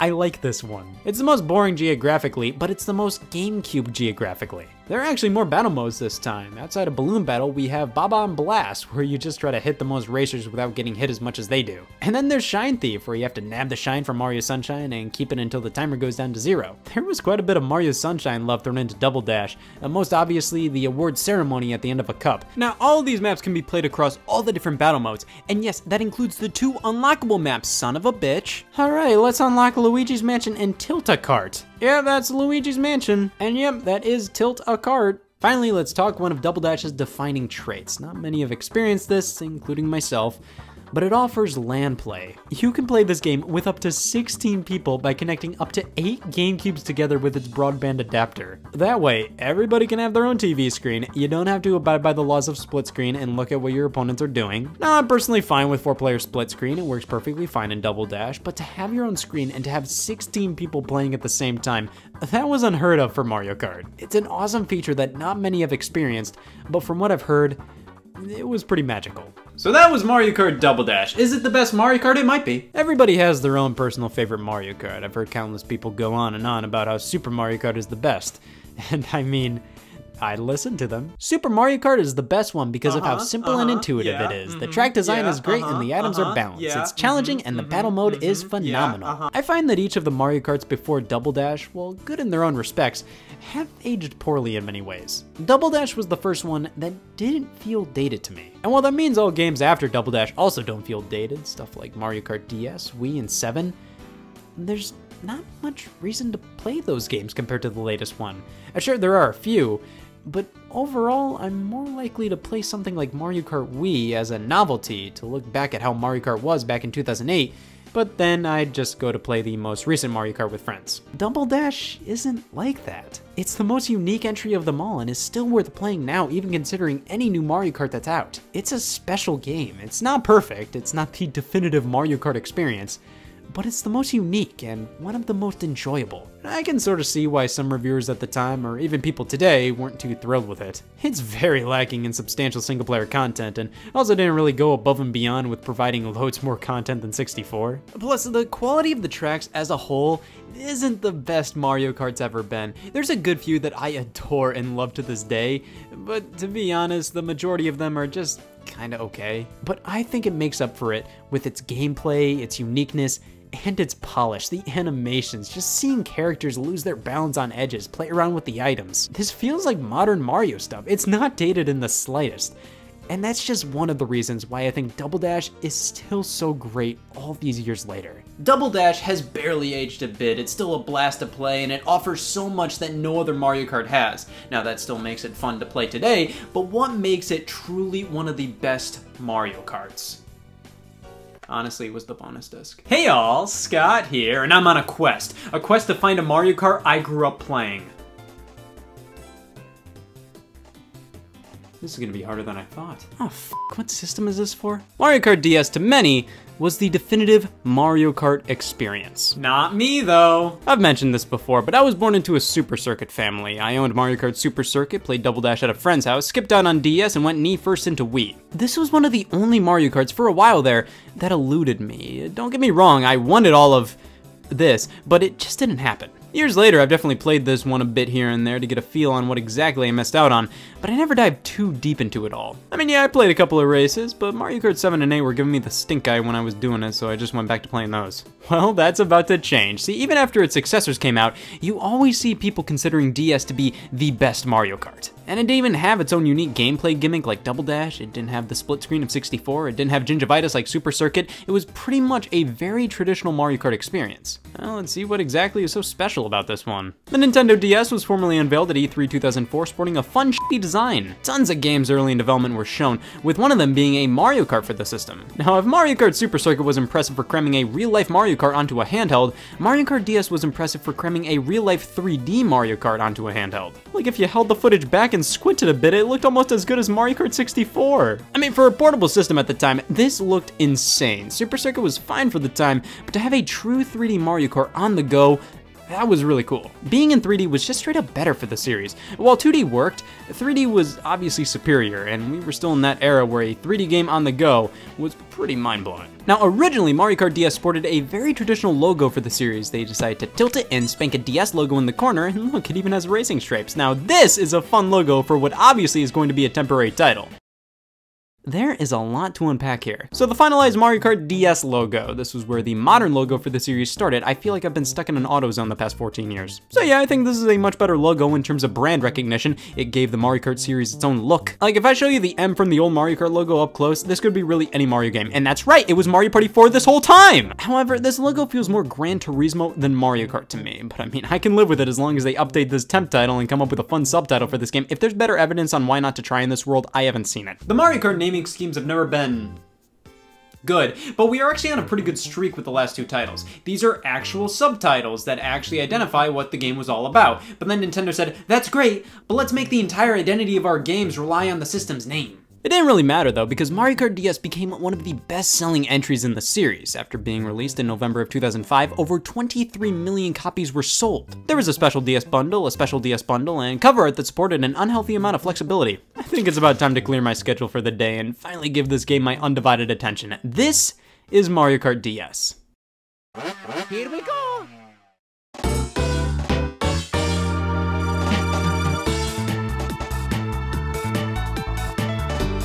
Alright, so Super Circuit has the better opening. We'll put this near here just in case things go more downhill. So starting things off, we can actually draw an emblem for our cart. Now, a lot of people took this as an opportunity to draw something crotchy, but I wrote my social security number. Either way, I gotta censor it. I love stuff like this. It is completely unnecessary, and during gameplay, you're not really gonna see the front of your car that much, but it's the thought that counts. I love the fact they give you the option to do this. Selecting our character, we have the mainstay group that's been here since Mario Kart 64, nothing special. However, we get to see them all in glorious Nintendo DS 3D. Donkey Kong, imagine stepping on this model with bare feet, that would sting like a bitch. There's a certain charm to the low polygonal models they used here. It's not like back on the N64 where the models were low poly and were earlier designs of the characters. By 2005, they kind of perfected the Mario cast design. I mean, they haven't changed much since then. Peach got thicker lips, la-di f***ing da. So taking these designs and squishing them down into shapes with like 12 sides, that's definitely commendable and interesting. They still look very much like the characters, just with as many corners cut as they could without sacrificing the designs too much. However, these aren't the only characters in Mario Kart DS. We were graced with 4 unlockable ones obtained after completing certain Grand Prix. Daisy and Waluigi are back. Give a shit! But we have 2 characters who have never been in Mario Kart before. Dry Bones. How do you think it would feel if they didn't pick you, they picked a dead you? But we saved the best for last. The final unlockable character in Mario Kart DS, Rob. It's about f***ing time. Now before you ask, I don't know why. This is the first time we've had a character playable in Mario Kart that has nothing to really do with Mario. Don't get me wrong. I love that he's here. It's so weird and different and wacky, but why? Well, let's hop into a race, and I finally figured it out. Why everybody loved Mario Kart DS. It's Mario Kart again. I'm seeing a pattern with these games. Not only is it Mario Kart again, but in 2005, this was definitely the definitive Mario Kart experience. And to this day, I'd argue it's the most well-rounded game in the series. It doesn't really skimp out on much. It offers so much of what people loved about the series to begin with, while also introducing tons to the series, like Rob. Gameplay is much more traditional in comparison to the last game, Double Dash. No 2 characters per cart, no character-specific items. In fact, the Ba-Bomb, which was a character-specific item in Double Dash, graduated and became a real-life item. Only 2 brand new items this time around though. The Bullet Bill, which is a much simpler version of the Chain Chomp from Double Dash. When you're in the nosebleeds in 8th place, you might get a Bullet Bill. Activate it and sit back for a few seconds, the game does all the work. You deserve a break. And the bloopers here as well. It sprays ink on your opponent's screen to make it harder to see. Now, this is somewhat effective in multiplayer, but when I'm playing single player and I get the blooper, this does nothing for me. What, I obscure the computer's view? They're computers, they don't have a view. You know what's nice though? We get a map of the bottom screen on the DS. I'm gonna throw it out there that Mario Kart DS had one of the most boring yet greatest uses of the bottom screen on the handheld. Like yeah, this ain't crazy, but it's super convenient. It doesn't obscure the action on the top screen. It's easy to glance down there. You can see what items everybody has. You can probably play the entire game on the bottom screen if you're a complete fucking maniac, and swap between up close and personal or bird's eye views. So overall, this is a pretty standard Mario Kart. Nothing that crazy in terms of gameplay changes, but solid as can be. However, there is one thing that makes this game the greatest game to feel like a fucking abomination when you're playing against people who actually know what they're doing. Drifting in Mario Kart DS. It feels good. You get a little boost after pulling it off correctly, hopping with the shoulder button, rocking on the D-pad a bit until you see sparks. That ain't nothing new. But I watched this guy's video from 2010, and I'm shocked. Legend has it, if you pull off drifts constantly, you get the upper hand. You just go way faster than anybody totally not cheating. This is called snaking, and it's bullshit. I refuse. You could technically snake in previous games, but it's most prevalent in DS, and I will not become one of them. I'll play how Nintendo wanted me to play, damn it. I will beat the Wario CPU with dignity. Let's move on to the tracks available, and Mario Kart DS has the notable distinction of having some of the most unbelievably memorable and creative courses in the entire series, as well as some of the most forgettable. Shroom Ridge. Sure. The Mushroom Cup starts things off with Figure 8 Circuit, and by God, they didn't lie. This is as basic Mario Kart track as basic Mario Kart tracks get. I have a weird fondness for that basic Mario Kart aesthetic, but nobody played this track and said, "What the f***?"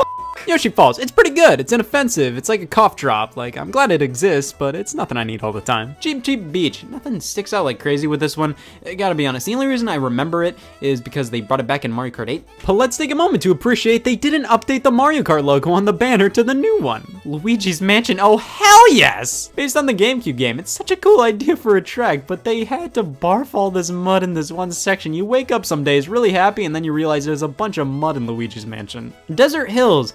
Not a fan of this one. I don't know why, I've always had a thing for disliking desert courses. However, Delfino Square more than makes up for it. The bridge goes up and you get some fun little shortcuts. I love when these tracks actually feel like what they're trying to represent, which in this case, it's a town. Just the layout feels so real and fun and interesting. It's just great all around. Waluigi Pinball. There it is. The definition's been blank all these years! This is an absolutely amazing idea for a racetrack. Being on a giant pinball table with all types of electronic neon imagery and sound effects going on, it's beautiful. Shroom Ridge. Sure, DK Pass is a solid enough track, but then we move on to Tick Tock Clock. Oh my god, for Mario 64, that's amazing! Mario Circuit's just a feel-good track. Nothing crazy, but just enjoyable to go through. Airship Fortress, like from Mario Bros. 3, that's so cool! I gotta hand it to Mario Kart DS, it really nails the fan service. A ton of tracks are actually based on previous Mario games, but the themes alone make for some incredibly fun courses in their own right. Wario Stadium is a much more colorful and enjoyable track compared to N64 Wario Stadium. Peach Gardens, I like the concept of, I absolutely hate playing through. A Bowser Castle. Honestly, I only really remember this section where you're on the rotating rod and this shortcut, and that's about it. And finally, Mario Kart DS's Rainbow Road. You have a loop-de-loop that's pretty fun. Other than that, eh. Overall, I quite like the track selection here. While there are a handful of forgettable tracks, DS has some of the coolest ideas for courses out there. And then they added 16 more tracks on top of that. Sure, Super Circuit had 40 tracks, but 20 of them were from Super Mario Kart. And there's not a ton of variety in Super Mario Kart's track selection. 16 more tracks, 4 from each of the previous Mario Kart games. This added so much value to the game. It was awesome to finally have 3D versions of Super Mario Kart and Super Circuit tracks, and to also play Mario Kart 64 and Double Dash tracks on the go. Now they did neuter Baby Park that originally consisted of 7 laps, and now in DS it's 5. Oh man, it's inching closer. And while a lot of these tracks are great to see back, there are some odd inclusions. Luigi's Circuit from Double Dash was already kind of a figure 8. And they made a track called Figure 8 Circuit in the game. And having 8 of the 16 tracks come from Super Mario Kart and Super Circuit, while it's cool they're in 3D now, they aren't nearly as interesting or fun to play on as the new or N64 and GameCube tracks. The addition of retro tracks kind of shows off one of the problems people had with Double Dash at the time of its release. People looked at the track list and kind of said, that's it? Now Mario Kart has twice as many tracks as usual, with half of them being remade from previous entries. It made it so not only are you looking forward to the new tracks of a new Mario Kart, but what tracks they're gonna bring back. But that's not the only thing Mario Kart DS added. Let's talk about online! Can't say I didn't try. Only specific courses were available to play online, which I find interesting, and it was far from in-depth, but just having the ability to play online multiplayer, the ability to play with friends across the world, the fact that DS introduced this feature to the series, that cannot be understated. This was one of the biggest introductions to Mario Kart. It's a shame it's not functional anymore, but hey, we can still play local multiplayer. You can link up to other DSs without any wires, hell yeah! And you can just use one copy of the game. As long as your other friends have DSs, they're good to go. They're required to play a Shy Guy, which is the perfect way to shame somebody for not buying the game. Battle mode is back, and it comes standard with a stage taking place on top of a Nintendo DS. All right, okay, why did they stop doing this? I love this. Balloon Battle is similar to what we've had before, but this time you can gain balloons by blowing into the microphone. Yeah, they found a use for that thing. satisfying, and it makes each and every battle feel that much more intense since you're constantly running out of breath. Shine Runners is here, which isn't necessarily the same as Shine Thief. You have to run around and collect more shine sprites than anybody else, and no, you cannot run out of breath in this mode, it's prohibited. Now, what if you're all by yourself? The Mario Kart series has never been the greatest when it comes to serving its lonely customers. Well, welcome to Mission Mode. In my opinion, one of the greatest ideas the Mario Kart series had that they just refused to do again. You get these little pre-made challenges and boss fights. It's nothing amazing or something that'll make anybody go, "What the f?" But it gives you something to do single player wise, and it's fun. It's fun to try and get the best time completing these missions. It's fun to just beat them in general. It's just such a great mode to have, and I just don't get why they never brought it back to this day. Mission mode might not have been anything mind-blowing, but just the fact that it gave you this fun checklist of things to do by yourself made it so then Mario Kart DS was almost as fun in single player as it was in multiplayer. Multiplayer was always going to be more fun because, hey, what else were you going to do with your friends on the school bus? Even though I didn't have this game for the longest time, I think this is one of the most well-rounded games in the series. It has great single-player content, great multiplayer, the tracks are good, battle mode is here, it introduced online. There really wasn't any part of Mario Kart DS they slacked on, which you can't really say about a lot of the other entries. Actually, the intro really wasn't as good as Super Circuits. Hey all, Scott here. There I was, about to get out of bed and face the challenges life had for me that day. But then the trauma came back and I just couldn't do it with this in the room. Mario Kart Wii is the best Mario Kart for the Wii, but at that point it's also the worst. This is one divisive game. People either consider this to be one of the worst Mario Karts or one of the best, and I am guilty of committing the former. This was the first Mario Kart for a home console I owned myself. I played 64 and Double Dash at friends' houses, and I contracted Super Circuit, so this wasn't my first rodeo, rather my first one under my own roof with my own TV. And I feel like that was the case for lots of people, as Mario Kart Wii sold over 37 million copies. More people have Mario Kart Wii than scurvy. Why was this the Mario Kart to really break the ice with humanity? Well, I'm glad I asked. Allow me to introduce my 3-step program to be just like Mario Kart Wii. Step 1, release on the Wii. You guys know the Wii, right? Everybody has one, and if you don't think you do, check your couch cushions, one probably slipped in there. The Nintendo Wii sold over 100 million consoles. Everybody was going crazy for it, so releasing a Mario Kart title on it, yeah, it was gonna bleed cash. Step 2, have 5 Mario Kart games on 5 prior systems. The series was already wildly successful at this point, and the fact that pretty much everybody bought a Wii meant that people who might have only played one Mario Kart in the past, well, they have a new Mario Kart to play on this new platform they bought. And for the people who never played a Mario Kart prior to the Wii, Step 3, wheel. Mario Kart Wii came bundled with the Wii Wheel, an accessory that really put you in the driver's seat. This is plastic. This was the big reason why Mario Kart Wii was so popular. The Wii was already doing really well because you could swing the remote to play golf. It felt so natural. Well, what if you could do the same for traffic violations? Yes, Mario Kart Wii came in a chubby little container filled with Mario Kart Wii and Wii Wheel. I remember really wanting this game because of the Wii Wheel. The idea of driving in a video game with an actual wheel, like what? The game was announced at E3 2007 alongside the Wii Wheel, and this is how the audience reacted to the Wii Wheel. A custom Wii Wheel that makes its debut with Mario Kart for Wii.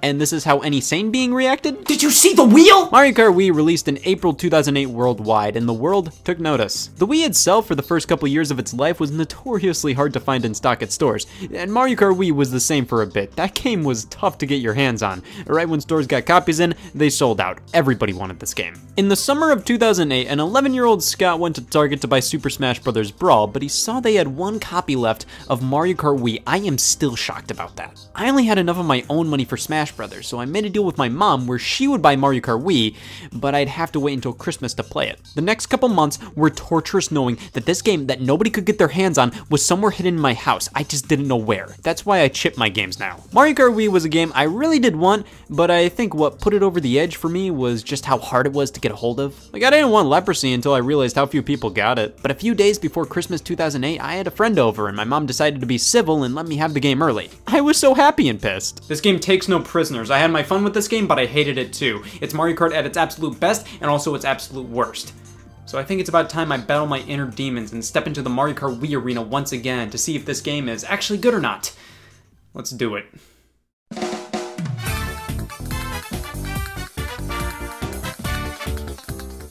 Yep, this was my hell. I don't like how the title screen is the same as the box, which is the same as the box, and I don't like how zoomed in the standard case is compared to the full art. It feels cropped and weird. Mario Kart Wii. Like, you could come up with a better name. Actually, early in development, they considered the title Mario Kart X, but then settled on Mario Kart Wii because it just fit the vibe of the game. Here we have the original logo. It is just a copy of Mario Kart DS's logo, and we ended up with this blue circle thing, which is on the back of the Wii wheel. Might as well talk about this thing now. Yes, this is the Wii wheel. We insert the Wii remote in it, and bam, we have a steering wheel to control the game with. It was an extremely novel concept, and the wheel itself is crazy well designed.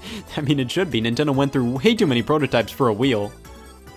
A wheel. There's a hole for the Wii's wrist strap to go through. The wheel itself has an enlarged B button that's just begging to be pressed, and on the side we have a little see-through section for the IR sensor, which means you can still select stuff with the remote while it's inserted. The Wii wheel is a testament to just how versatile the Wii remote could be. You can just smack it into any plastic you throw at it. Here, bam, it's a wheel. Now if you wanted to use the Wii wheel with other games, I mean sure, go ahead, but always look for the compatible with Wii wheel logo on the box to make sure you can.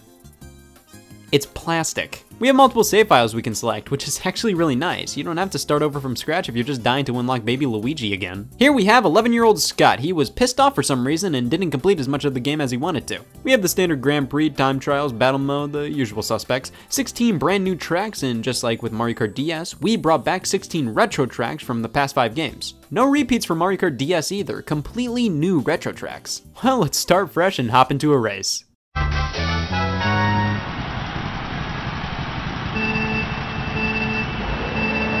Alright, why Scott didn't like Mario Kart Wii that much? Number 1, it doesn't look great. Don't get me wrong, this game looks fine overall, and it runs flawlessly at a rock-solid frame rate. That's all that really matters.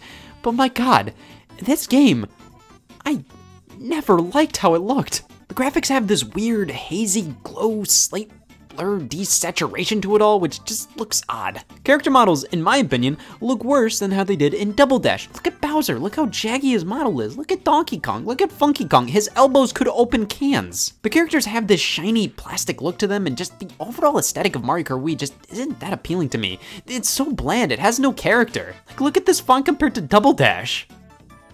What? This is the font you use at gunpoint. Now listen, I wasn't expecting the world from this game visually. It is on the Wii after all. I cracked one open and Nintendo just left an IOU. This console isn't powerful, but it's more powerful than the GameCube, and it's capable of pumping out incredible looking games. My main issue with Mario Kart Wii is that it just doesn't look better than Double Dash. In fact, I'd say Double Dash is the better looking game. It's more colorful, the character models look better, and it's just cleaner looking. I think the best way to describe Mario Kart Wii's visuals is just painfully underwhelming. At least you can use all kinds of different controllers. Now, the one Nintendo's screaming at us to use the most is the Wii remote in the Wii wheel. To accelerate, hold 2. Use an item, hit the D-pad. If you want to throw it behind or ahead of you, if possible, you can hit up or down. Perform drifts, hit the B. And finally, to steer your cart, you have to turn the wheel. Motion controls are bullshit, right? Yes, motion-controlled Mario Kart. I have to hand it to Nintendo. The wheel setup works surprisingly well. All the buttons are laid out perfectly for Mario Kart this way, and there's not really any compromises you have to make by controlling it this way. It's not like with Smash Brothers where you hold the Wii remote on its side to play and just end up thinking, if only. There are plenty of people who actually prefer using the wheel and motion controls in general to play Mario Kart.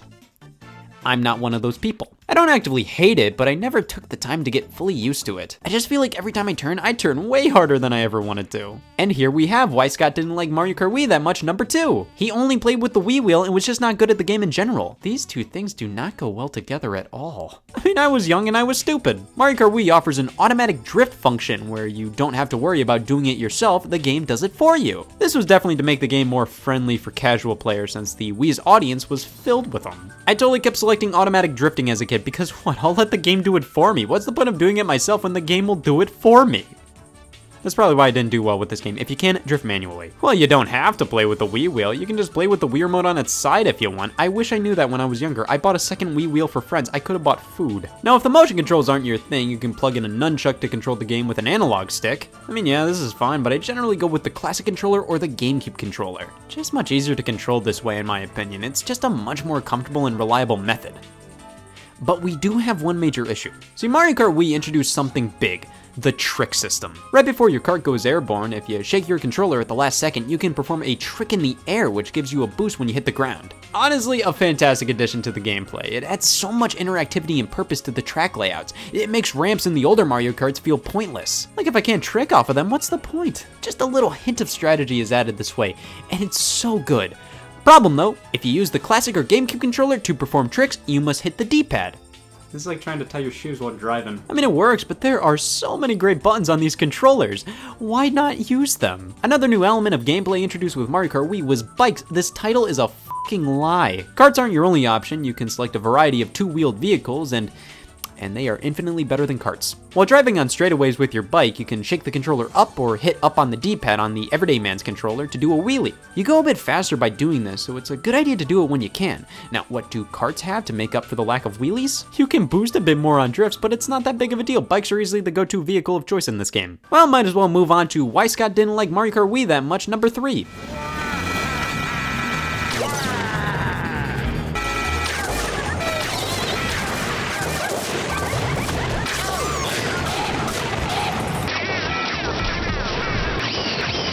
I have had races with like 4 blue shells being thrown out sometimes. Why do players get the bullet bill like 10 seconds into a race? Like, do they really need that? Do they need to catch up this early on when everybody is this close to each other? Oh wow, a blooper, that didn't do anything. Mario Kart Wii's items are out of control. Primarily the blue shell appears far too frequently, and the new items introduced don't add all too much to the game. The Mega Mushroom, it was introduced in New Super Mario Bros. It was a complete gimmick there and is a complete gimmick here. I would always get crazy excited when I got this, and after activating it, I'd grow big for like 5 seconds and then we're all back to reality. The Mega Mushroom is pretty much a less effective star, like it makes you invincible to a few things, but when other people get a star or a bullet bill or lightning, yeah, it goes away. But it's so short-lived and just makes you grow big. There's not much to this one. The POW block. So this is from the original Mario Bros. Arcade game where you could hit this 3 times to hit all enemies on screen. In Mario Kart Wii, if one player gets a POW block and activates it, everybody in front of them gets a POW block on their screen, and 3, 2, 1, it's annoying. Just like the Mega Mushroom, the POW block is pretty much a less effective version of another item, in this case, lightning. The lightning affects all players, while the POW block only affects all the players in front of you and causes everybody to spin out and lose their items.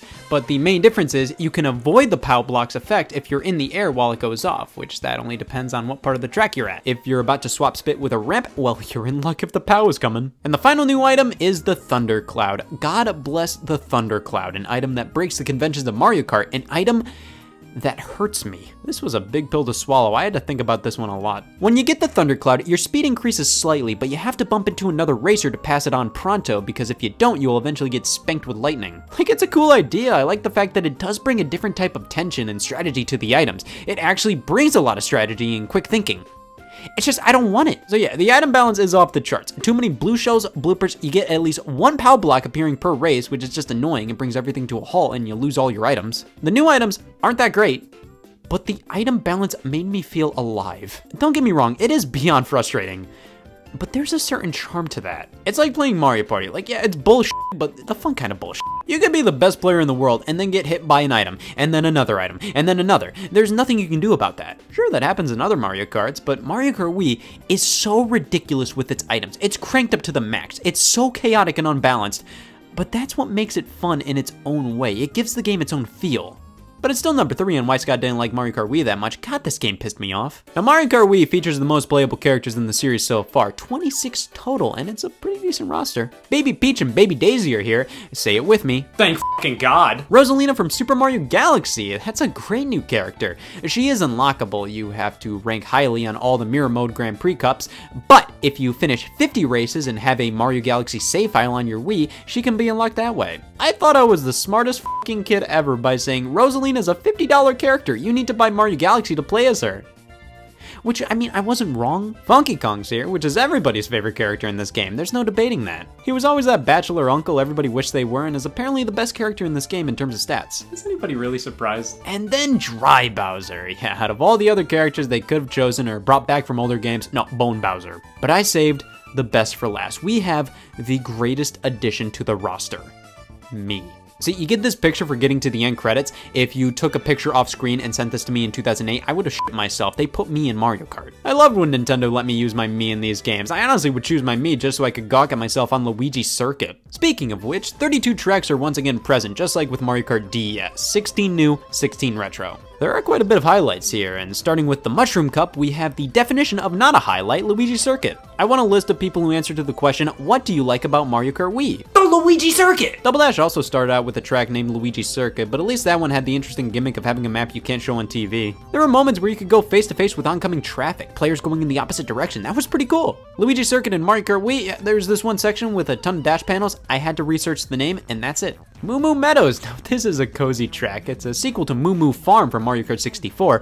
I really do enjoy this course, just like how I enjoy Mushroom Gorge, the title of my bedroom. This one has some big, giant, huge mushrooms to bounce off of. You have to make sure you jump off of them at a good angle, because if not, yeah. Toad's Factory, a behind-the-scenes look at what hell they have to go through to make those item boxes. I really love the theme of this track. Actually playing it, it's alright. Nothing I'm absolutely demanding to play when popping this game in, to be honest. Moving on to the Flower Cup, Mario Circuit. They finally did it. They took Mario Circuit from Double Dash and did it again. Coconut Mall, now this is one of my go-to tracks. It's so cool, we're traveling through a mall and each and every section has something neat going on. Some escalators, a parking lot, I'm easy to please. DK Summit, because nothing screams DK Summit like a giant statue of Mario. Also, I'm sorry, in the rest of the world, it was called DK Snowboard Cross. That name change is the only reason I'm staying in America. I'm more of a Summit guy. This is one of the main tracks I think about when Mario Kart Wii is brought up, mainly due to these little areas. Since they added bikes into the game, the developers were thinking about going for a more extreme sports angle, and we can see that here with these half pipes. It's a decent course, but Wario's Gold Mine is like a theme park attraction. This is such an awesome idea for a track, and it's ridiculously fun as well. And then we move on to the Star Cup with Daisy Circuit. The main takeaway from this track is the implication that Daisy and Luigi are a thing. I never liked the idea of them as a couple because honestly, if they ever live together, I just feel like their tap water is gonna smell terrible. They seem like that kind of couple. It's a basic track during a sunset in the middle of a town. Not bad.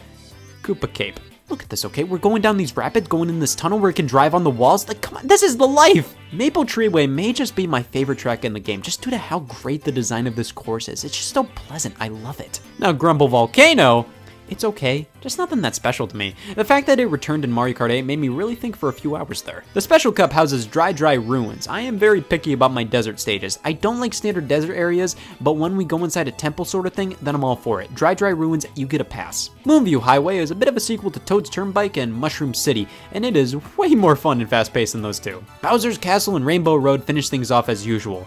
Bowser's Castle is great, Rainbow Road gives me an aneurysm. Now, we also have 16 retro tracks as well. The selection isn't half bad. We get some great ones and a good ratio overall. We get 4 from each entry, except Super Mario Kart and Super Circuit, which get 2 each. But of course, we do have such classics as Mario Circuit from Double Dash when we have a new Mario Circuit, which is so similar. But here's my main issue with the retro tracks. They don't look great. Like, they updated them all a bit graphically, but they didn't go all the way. They still very much feel like old-ass tracks. The SNES and GBA ones just look bad. Like, look at the water animation on Shy Guy Beach. Look at the background of Mario Circuit 3. I would have preferred if they kept the pixel art and had the 3D models driving on top of them. Here, it just looks painfully simple and lame. The N64 tracks just look very bland. I wish the retro tracks didn't feel like retro tracks. I wish if you just showed me them without telling me what they were, I wouldn't think, oh yeah, these are old courses. I wish they blended in with the new ones a bit more. Well, there's always battle mode to check out, one of my favorite ways to discern a Mario Kart's worth. Why Scott didn't like Mario Kart Wii that much, number 4. The battle mode. You are forced to be on 2 teams of 6 and computers flood the match. This isn't bad, but this isn't the battle mode I want. I at least wanted the option to play with just 2 to 4 human players. No teams, no computers. But it's not there. We have a time limit and it's just not nearly as intense this way. The way battle mode worked in the past made it so you were always on edge. Here, it's just 3 minutes go by and then it's over. It doesn't matter if you're putrid at the game because as long as your team does okay, then it's fine. We have 10 stages to play on, which is great, 5 new and 5 old, and Balloon Battle returns alongside the introduction of coin runners. Just collect as many coins as you can. I'm not gonna say this battle mode is bad or not fun, but it's not the same as how it was in Double Dash or 64. And I preferred that style, and I wish they gave me the option to have it. Now, I feel like a big reason battle mode is the way it is due to online play. Mario Kart Wii offered battle mode online, and it makes much more sense to have it under a time limit and in teams so you can get more people in a game and it doesn't last forever. Online multiplayer on the Wii, the Nintendo Wi-Fi connection if you will. This little symbol means a lot to me and I wish more tattoos of it existed. The Wii was not great at online gaming, but one game did it competently, and that happened to be GoldenEye 007 with Mario Kart Wii in a close second. It actually was really good online, and even though the online was shut down in 2014,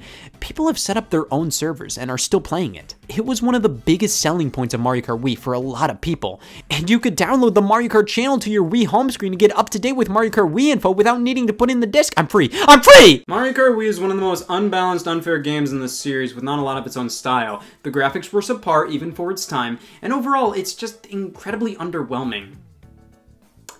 But the new tracks are honestly some of the best in the entire series. The atom balance, while absolutely crazy, keeps things really interesting. As an 11-year-old, it was absolutely irritating beyond belief, but when I'm just playing with friends now, I can laugh at myself a whole lot more, so like 5 blue shells happening in one race isn't crazy irritating.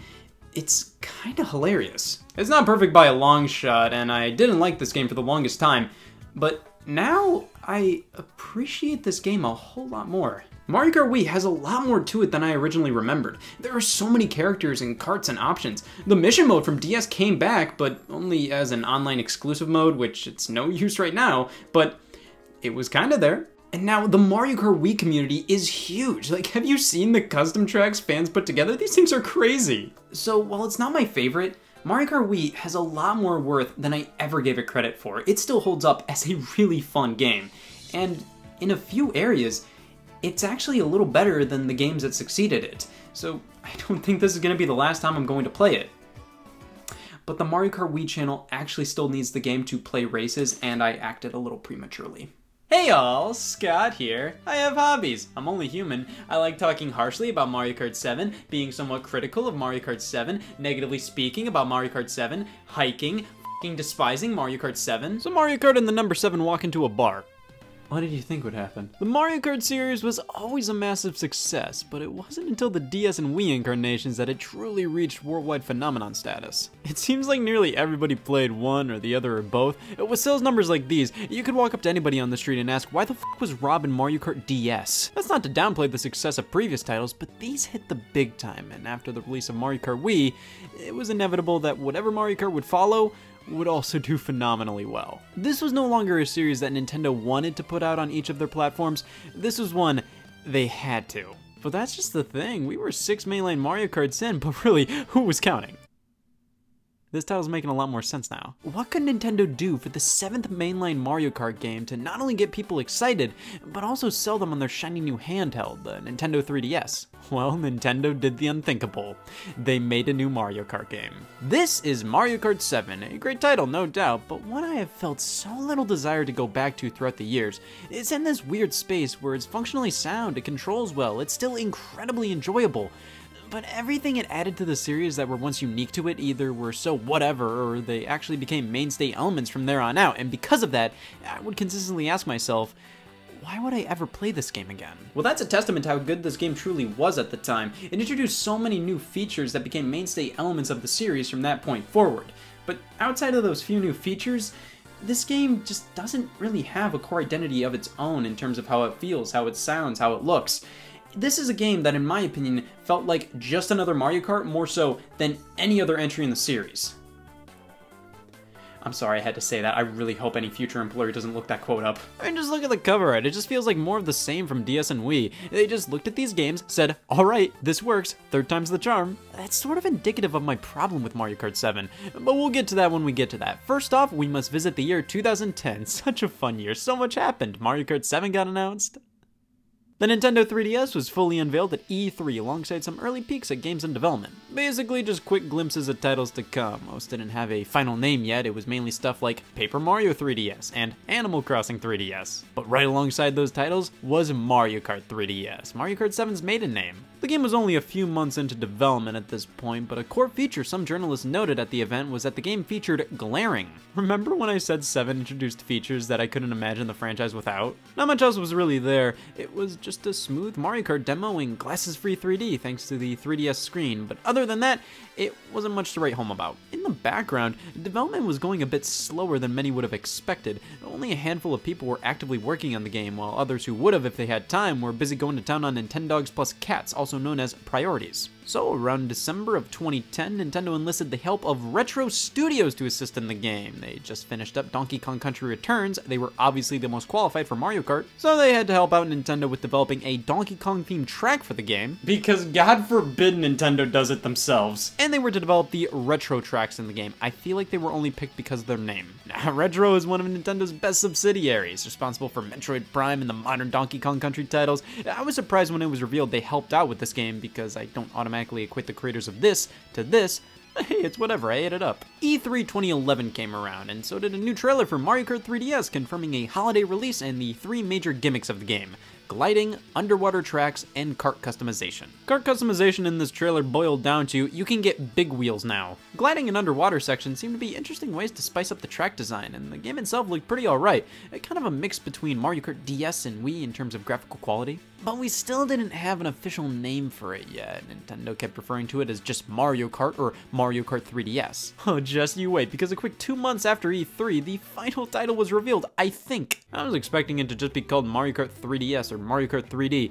Keep in mind, Mario Kart names have never been good. Most actually were just named after the system they were on, so it was a bit of a shocker to see them whip out math on us. So if I had to guess why they did this, I'd say it's because calling it Mario Kart 3DS or Mario Kart 3D may have made it seem like a re-release or remake of Mario Kart DS or any other previous Mario Kart, but in 3D this time. It's strange that this was where they drew the line and started numbering the games, but hey, it's hard to get confused by this title. It's just, I worry that some consumers refuse to play this on the basis they never played Mario Kart 2 through 6. There was a temporary logo used for a few months that I kinda like more than the final one. A few more trailers released showcasing new items, courses, and characters until Mario Kart 7 finally released on December 4th, 2011. The Nintendo 3DS had a pretty rough start after it launched earlier that year in March, but thanks to a price cut in Mario Kart 7 and Super Mario 3D Land releasing that holiday, it experienced a little something I like to call success. 3D Land was generally considered the more innovative game, I guess, while Mario Kart was more of a safe bet. You knew exactly what you were getting into with this one. But if it wasn't for these two games, we'd all still be alive. They're video games, not Shelter. So that's the history of the world from 2010 to 2011, i.e. Mario Kart 7's build-up to release. I wasn't super excited for this, I just had feelings of, oh great, I can play Mario Kart on my 3DS when this comes out, and not much more than that. I may have just had fatigue from the series at the time. It just felt like, this is Mario Kart and it will be good. But keep in mind, Mario Kart Wii was only 3 years old, and we were not on the best of terms, so I sold it to pay for 7, and here we are with me going back to Mario Kart Wii saying, I'm sorry, and realizing it was actually pretty good after not playing 7 for over 6 years. I picked this game up fairly quickly after launch. I played it, I enjoyed it, I have nothing else to say. Well, let's see why I have nothing else to say. This is Mario Kart 7.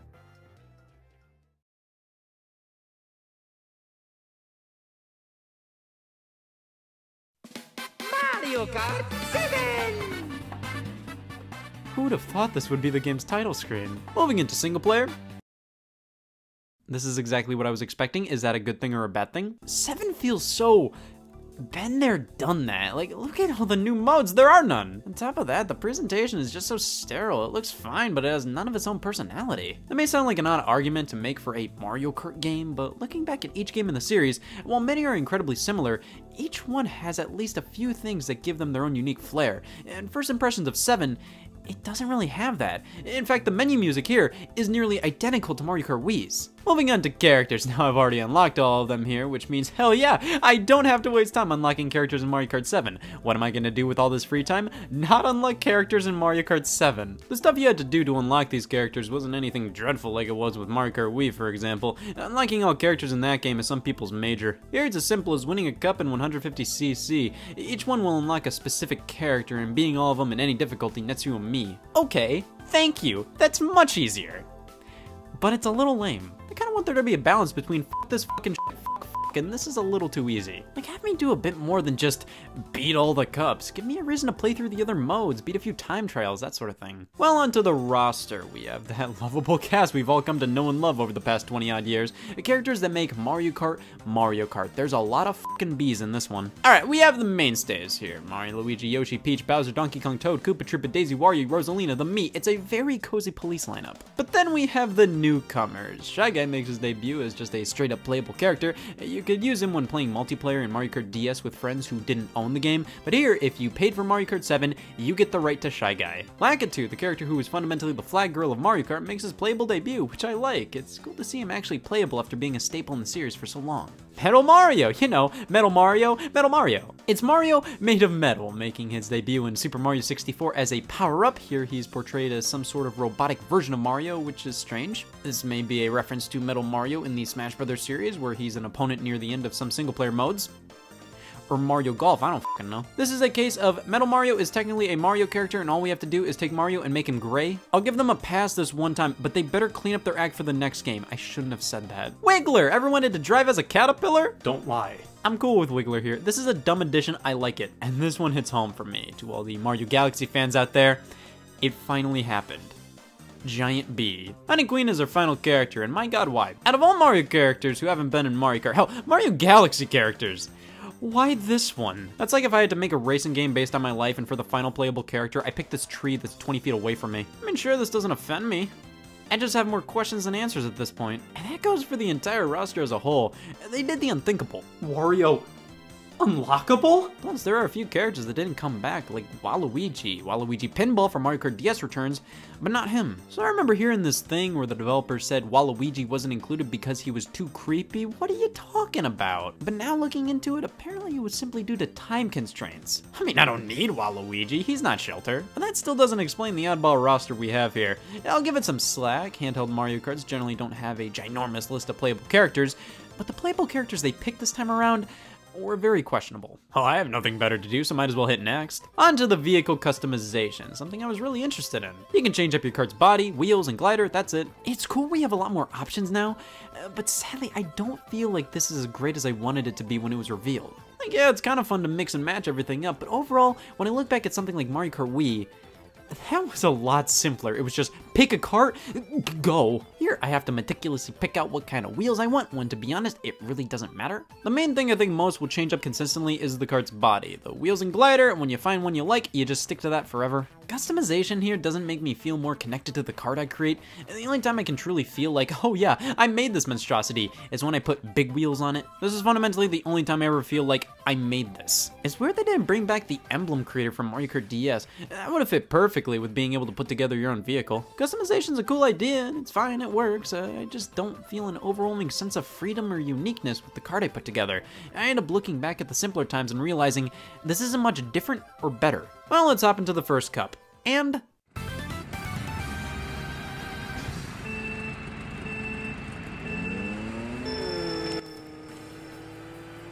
it's fucking Mario Kart again! This is one of the most Mario Kart feeling Mario Karts I've ever played. There's really no surprises here. It's not like the older ones where you go back to them and go, wow, this controls a lot differently compared to the newer ones. Mario Kart 7 feels exactly how you'd expect it to. It runs great, and in my opinion, it looks sharper than we did.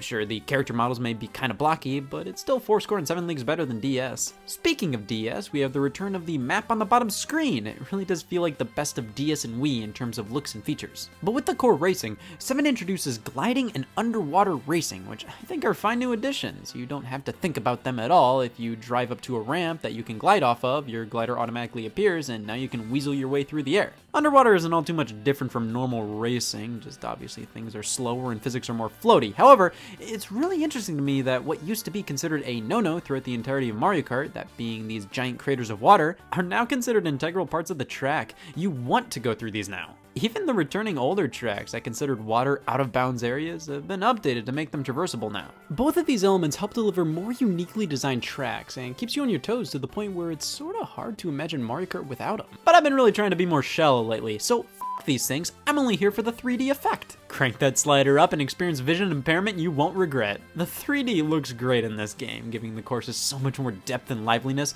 However, it in absolutely no way enhances your gameplay. You don't gain anything for turning the 3D on or off. It's just a good effect that has no bearing on gameplay. But what if you wanted it to? You ever look at all the buttons on the 3DS and wonder, what's this one for? Let's hit up and find out. Oh my god! So this is what a BC's driving. Mario Kart 7 features a first-person view option alongside motion controls. Hit up and you can twist and turn your system to steer. It's an option. But see, I've used a steering wheel or two in my day, and this just doesn't cut it. I'm no idiot. This doesn't feel like driving. They've thought of everything. An officially licensed Mario Kart 7 wheel for the original 3DS. Do my eyes deceive me? I'd be concerned if they did. It is a shell to pop your 3DS into so you can get more comfortable wheel action.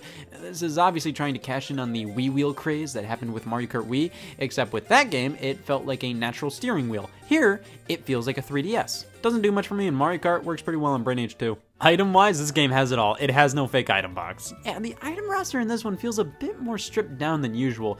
No fake item box, none of the new additions to Mario Kart Wii return, but hey, we have 3 new items here, starting off with the Super Leaf. 2011 was a big tail-heavy year. 7 released nearby to Super Mario 3D Land, where that game's primary innovation was pandering. It brought back the Super Leaf from Mario 3, so of course Mario Kart got infected with it. Your cart grows a tail. Finally. You have the power for what feels like 30 seconds and just keep spamming the button to spin it. You can deflect projectiles, hit other racers. In theory, it's a nice power-up, but I always feel like I get it at the worst times when it's pretty much completely useless. Yes, I'm all by myself and have nothing to do but go on this straight away. Thank God I have a tail to keep me company. You can use it while gliding to keep yourself in the air for a bit, but even you can come up with positives for Satan. I like the color red, and the tail keeps you in the air longer. Doesn't mean I like either one of these. The Fire Flower. Honestly, it's surprising this hadn't become an item before this. And now, technically, Fireballs were Mario and Luigi's special item in Double Dash, but here, we're a Fire Flower family. You get to spout out as many fireballs as you can over a short period of time. It's a nice alternative to an item like the triple shells. Here you get faster ammo and more of it at that, but they're less predictable as to where they'll go, and they're smaller overall. Not an amazing new item, but a worthwhile addition. And finally, the Lucky 7, and no, it isn't an item you get when you're in 7th place. Way to rub it in. This gives you 7 items at your disposal and you can activate all of them. Just be careful nobody runs into any of them while they're circling around you. See, this is an item that makes you just feel ungodly powerful, but it's difficult to use strategically. I just feel like I have to get rid of all my items immediately, and because of that, I don't ever feel that lucky to get it. I'm just like, alright. The item balancing this time around is alright. It's just kind of boring. It just feels like I get nothing but tails and mushrooms. Nothing like a fun evening in Mario Kart 7 getting tails and mushrooms, and like 3 blue shells hit me per race. Oh my god. Overall, I'd say the items in 7 were pretty underwhelming. However, it turns out that movement I was a part of in 2011 actually accomplished something.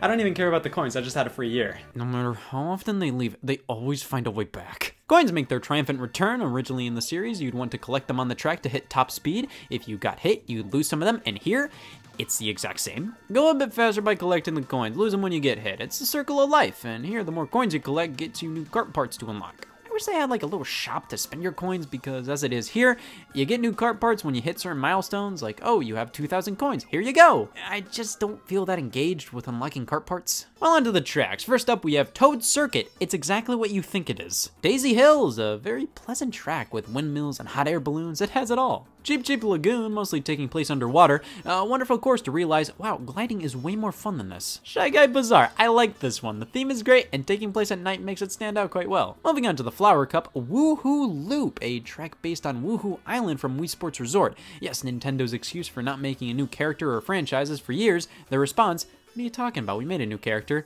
Woohoo Island. It's somewhat odd to have this here, but it makes for a fun track. And it's one of the first times a Mario Kart course doesn't feature laps, rather it's one long track split into 3 sections. Woohoo Island was legitimately fun to explore and resort.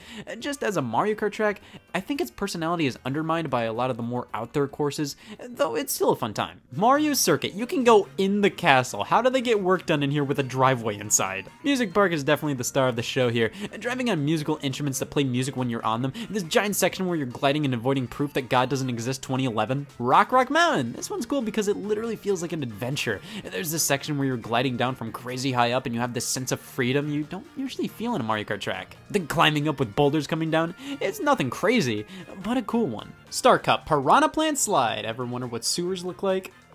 Well,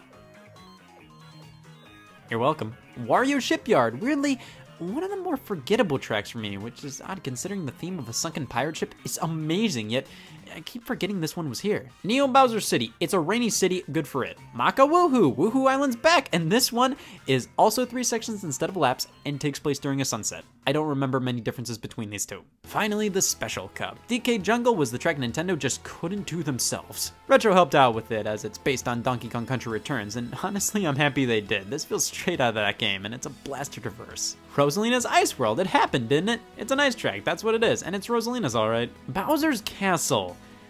This is a pretty flaccid Bowser's Castle. Nothing memorable really, it's just kind of there. And finally, of course, we have Rainbow Road, split into 3 sections like the Woohoo tracks. This is easily one of the best Rainbow Roads of all time. You explore space as a whole, going on planets, the moon. It's easily the most distinct and one of the best in the entire series. Overall, not a bad track selection. I'd say 7 has some very high highs, but also some very forgettable lows. No bad tracks really, but God, sometimes I wake up in a cold sweat remembering how much I forget Rosalina's Ice World. The retro courses this time around are alright as well. Most are welcome comebacks, and it's cool to see these tracks updated to take advantage of gliding and underwater sections. Well, when there's no more tracks to play, we gotta head over to the other modes. Okay, I guess this one. Battle mode, we have Balloon Battle and Coin Runners. They're just okay. At least this time we can very easily change the settings if we want teams, CPUs, all that. I'm bummed that we can't alter the time limit though. Whether that means removing it entirely or extending it at all, it's always locked at 2 minutes. The battle arenas are alright, 3 new, 3 old. Although the core one I always remember playing on was Honeybee Hive. Literally no other courses existed whenever I played online. It would always pick the B one. This game is so pro B it hurts. Speaking of online, it's here, it works. That's really all there is to it. It's pretty much the same as Mario Kart Wii's online, even having the same globe spinning in the background. You vote for a track, it'll randomly pick one, you play it, moving on. Mario Kart's always been Nintendo's gold standard for online multiplayer. This was like the one game they did online well in, and in Mario Kart 7 it works as well as you'd want it to. The Mario Kart channel from Wii returns here. This time you can just access it all from the menu rather than having to install it on your system, and it's just a way to alter online settings, view stats, race against others' time trials. 7 was actually pretty big for Nintendo in terms of the term, the future is now. They actually had to update the game because some tracks featured unaccounted for exploits that allowed users to finish them in record times. Yes, the only reason they ever updated the game wasn't for adding new courses or modes, it was because some people were having just too much fun with it. It's a good game. Just like any other Mario Kart, it's fun, and this one is obviously better than many others in the franchise. But I felt this one had less to it. The mission mode from DS didn't return, neither did bikes from Mario Kart Wii. The customization isn't super crazy in depth. You can't even play versus races, where you can select any track to play on with CPUs. Only time trials are in this one. Sure, gliding and underwater racing are great new additions that help the track design be more interesting. The trick system from Wii returns, and thankfully all you have to do this time is hit the same button as your drift to pull them off. This game is a mishmash of good new additions, lame new additions, and baffling exclusions. But in the end, Mario Kart 7 to me just feels like more of the same. So much of its identity to me is basically it feeling like Mario Kart Wii on the go. But hey, don't take my word for it. Dear God, don't. It's probably wrong. Hey y'all, Scott here. What'll it be? Mario Kart 8! This is a bar. Alright, so Mario Kart 7, it happened. There was nothing we can do about it. What can the series do next? I got it. Mario Kart 8 was the series' big return to using even numbers, and is easily the game that had the most writing on it. See, released for the Wii U, Nintendo's least favorite little disappointment. That system was having a hell of a time not failing. I mean, how was that possible? It launched in November 2012 with... And then a year later in 2013, things got steamier with the release of I'm Really Trying Here. To be fair, of course the Wii U had some solid games at this point, but they just weren't enough to get people interested in the console. The Mario games released for the system were fine, but they looked like any other Mario game. A Zelda remake, Lego game, a game that launched the same week as Grand Theft Auto 5, the third entry in a somewhat niche series that was pretty much dormant for a decade, and Game & Wario. What the hell is a Game & Wario? Yes, all of these games were varying levels of good, but can you really blame anybody with a pulse for not buying a Wii U?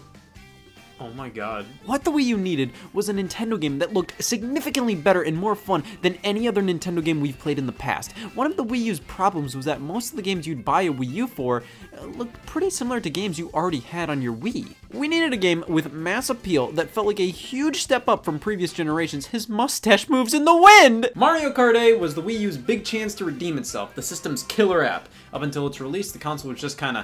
And when Mario Kart 8 came out, the console went from... to...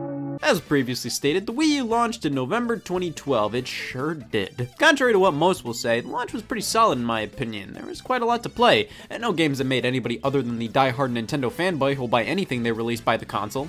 It's Wario. But if you bought the console at launch, you had quite a bit to play. Nintendo Land was great fun. New Super Mario Bros. U gave your thumb something to do for a few hours and nothing more. Third-party games weren't exciting. I mean, Mass Effect 3, oh my god, didn't that release 8 months ago and didn't everybody fucking hate it? Regardless, you had stuff to play on Wii U.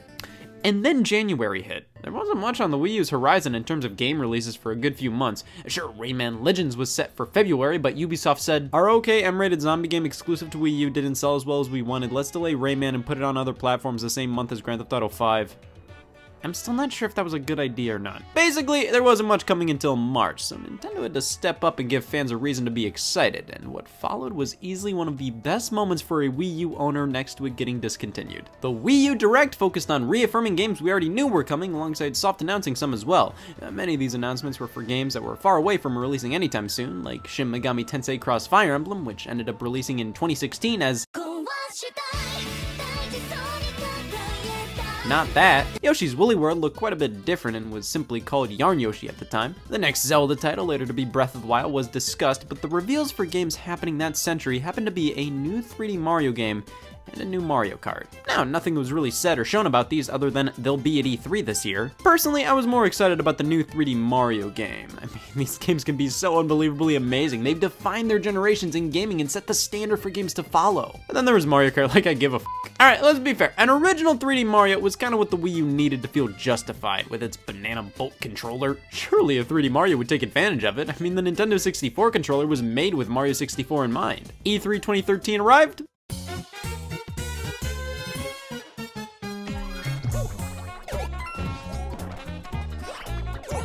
I'm sad. Anyways, I was obviously happy for a new Mario Kart, but I felt the same way I did when the previous title, Mario Kart 7, came out. I just wasn't that excited. I mean, Mario Kart's Mario Kart. It's more of an inevitability than a huge event when one released at that point. I think I was still upset I was bad at Mario Kart Wii. E3 2013 arrived.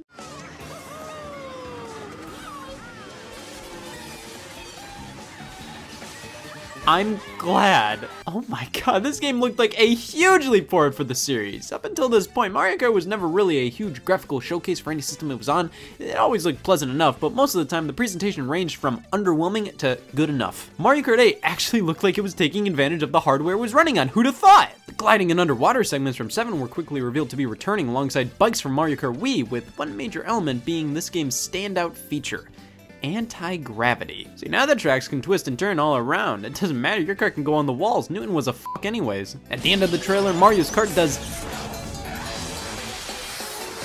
this and forms an 8.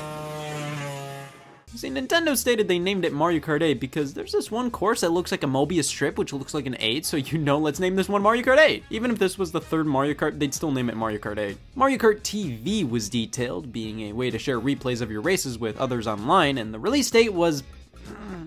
If you were a Wii U owner in June of 2013, you should know, hearing this game wasn't coming out for basically one more year, that was not my year's finest moment. We all saw what happened with the Nintendo 3DS. When it launched in spring of 2011 throughout that year, it struggled because of a high price and not enough software, but it all came together that holiday with a price cut and the back-to-back releases of a 3D Mario game and a Mario Kart. And ever since, look at this thing, it did really well, had a ton of wonderful games, and kept getting game releases in 2019, my god! Things were lining up for the Wii U to experience the same fate with a 3D Mario and Mario Kart down the pipeline, but Mario Kart was coming a good bit later, unfortunately. But obviously, that was for the best, as the game was still a bit early on. Looking at the demo playable at E3 that year, a good bit changed by its release. Tons of user interface tweaks, gameplay mechanics, the music wasn't finalized yet, and they used Mario Kart 7 and Mario Kart Wii music in a few places, but hey, Waluigi was back after being cut from Mario Kart 7. That's right, they were brave. Info would die down until December 2013. A new trailer showed up after Rosalina was announced for Smash Bros. For 3DS and Wii U. That opened up with a reference to Mario Kart and made everybody question if Kirby was going to be in Mario Kart 8. See, no, but in the Mario Kart 8 trailer that followed, Baby Daisy was. New courses and characters were shown off, and thankfully it wasn't long until we saw even more. During the February 2014 Direct, a new trailer debuted, and this one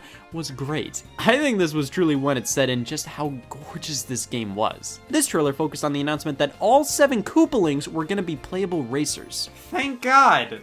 Honestly, this was a pretty neat announcement initially, but I think people realized how ridiculous this was when they saw the final character select screen. Like, imagine this is your brain. Jesus, man, 7 tumors? A little over a month later was when Nintendo was going into full press mode with this thing. April hit and they invited tons of game journalists to try out a nearly final version of the game, and alongside it, we got another new trailer showcasing more new tracks, characters, and finally some new items. The biggest aspect of this trailer was the reveal that Mario Kart 64's Rainbow Road was making a comeback, and it looked beautiful. That's the thing, Nintendo finally figured out what the hell they were doing with editing at this point. Does anybody remember Nintendo's official videos back in 2013? They couldn't figure out how to capture their own gameplay footage. This Mario Kart 8 trailer, they have this fun transition to the reveal of N64 Rainbow Road. They actually knew what they were doing. They knew how iconic that track was. It felt like they were proud of Mario Kart 8 and wanted to show it off. Less than a month later, the Mario Kart 8 Direct randomly popped up on YouTube. What could this be? A 30-minute comedy skit? I'm not complaining, it was just a bit unnecessary. The final details on the game were debuted here 1 month before its release, such as the final new characters, tracks, and items, a Wii U console bundle, and an offer for Club Nintendo members. If you registered your game within the first 2 months, you could pick one of 4 games to download for free. I never understood this promotion. Wasn't every Wii U owner already gonna buy Mario Kart 8? Wouldn't it make more sense to do this promotion with, like, Bayonetta 2? Oh well, I got myself Pikmin 3 for buying Mario Kart 8. Nintendo forcibly gave me a game for free for buying a game where I would have bought both of them separately for full price. The nerve of them. And that was pretty much Mario Kart 8 up until its release on May 30th. It was an exciting time. 2014 was truly the year the Wii U started to fully feel like a solid console, with Mario Kart and Smash Brothers coming out later that year. I have a lot of fond memories of waiting for this game to come out, and watching all the previews and reviews I could, all during that perfect time of year in the spring where the weather is just right. And not only did it feel good outside, but we had this amazing looking game coming out as well. I look back at the build-up and eventual release of this game with a lot of fondness. Of course, something I look forward to with every Mario Kart game is the battle mode, which weirdly enough, Nintendo wasn't detailing at all with this game. We didn't know anything about it up until its release, but, you know, you can't really mess up battle mode that much. At its worst, it'll probably be like Mario Kart Wii again, and even then, that was tolerable. It was just kind of not my favorite. So either way, let's take a look at the game that saved the Wii U. The game that justified the Wii U. The game. Here it is, Mario Kart 8, red case and all. Yep, goes wonderfully with the blue header and white spine and blue white. Nintendo, let's talk. I understand why you gave a game like New Super Mario Bros. Wii a red case. I mean, the entire box art is red, including the spine. It was cute and it was a one-time thing, but if you're gonna go to the length of making the case red, why not go all the way and make other parts red like the Wii U header? At least the box art is fantastic. It feels very much like Mario Kart DS, but with actual color and stuff going on. Also, apparently, if you follow the logistics of where the racers are, Mario and Peach are supposedly going the wrong way on the track. Another Mario Kart tradition lives on. Up the box art. You know, I could have picked up the Mario Kart 8 limited edition. It was only available at the Nintendo World Store in New York. Scratch that, I couldn't have picked it up. That's what you call a limited edition, only available in one specific place. At least here in the US it was. It was far more readily available in other countries. Wanna know how I know that? Well, here's the European version of the same damn game, and here's the North American version. All they both come with is a damn shell. Well, if I can't own that stupid fucking thing, I guess the only thing I can do is play this stupid fucking thing.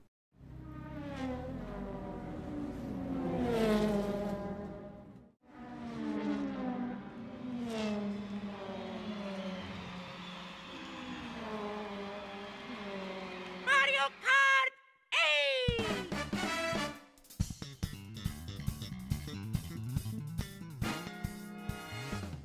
I can't believe I could have this much fun inserting a disc, and I haven't even done anything yet! This is a glorious moment, and my ears are digging every second of it. Mario Kart 8 features live recorded music, and it goes for this jazzy vibe, and it is incredible. The music in Mario Kart was never bad, but most of the games just kind of sounded the same. Like, here's the Mario Kart 7 title screen.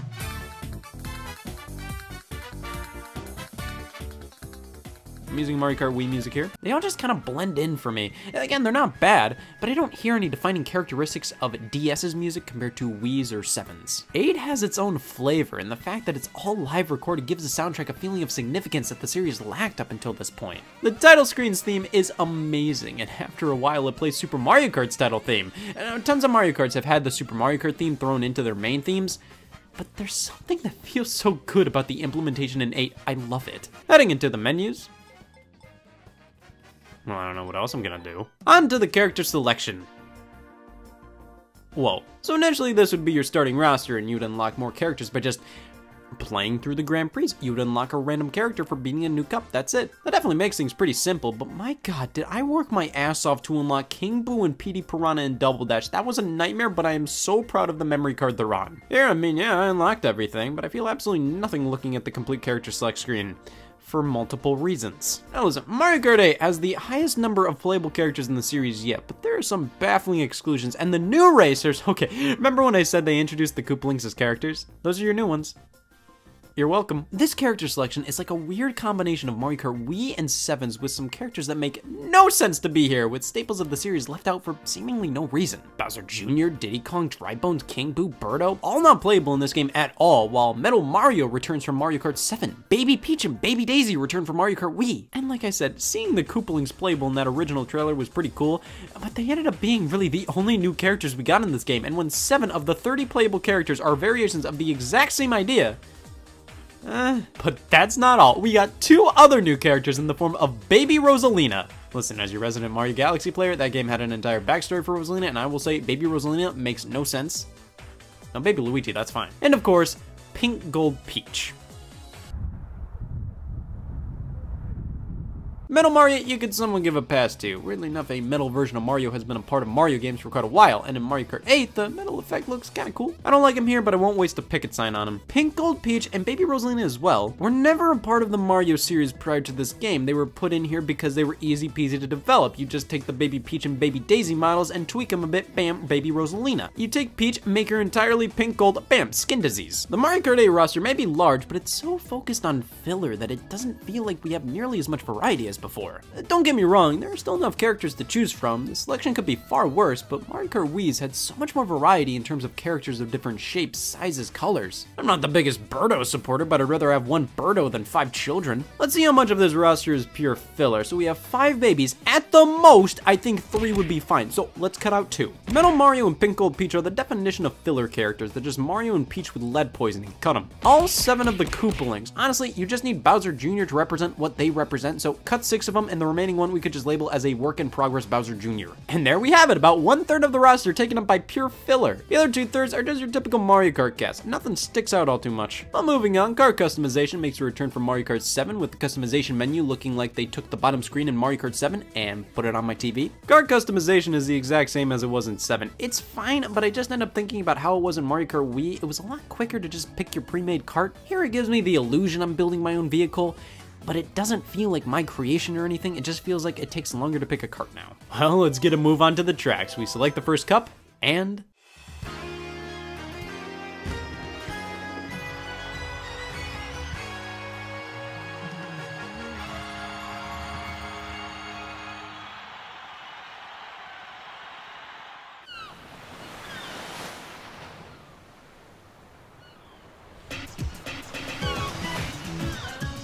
they finally changed the Mario Kart formula! In actuality, it's more Mario Kart.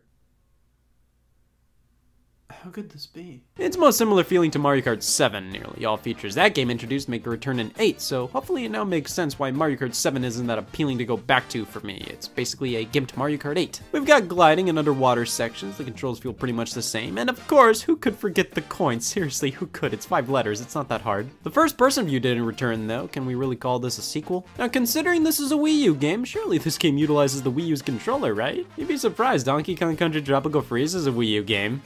And it doesn't. I remember when the Wii U was first being rumored, the only thing people really knew at that point was that the controller would have a screen, and a specific idea people had was making that screen the rear view mirror in a Mario Kart game.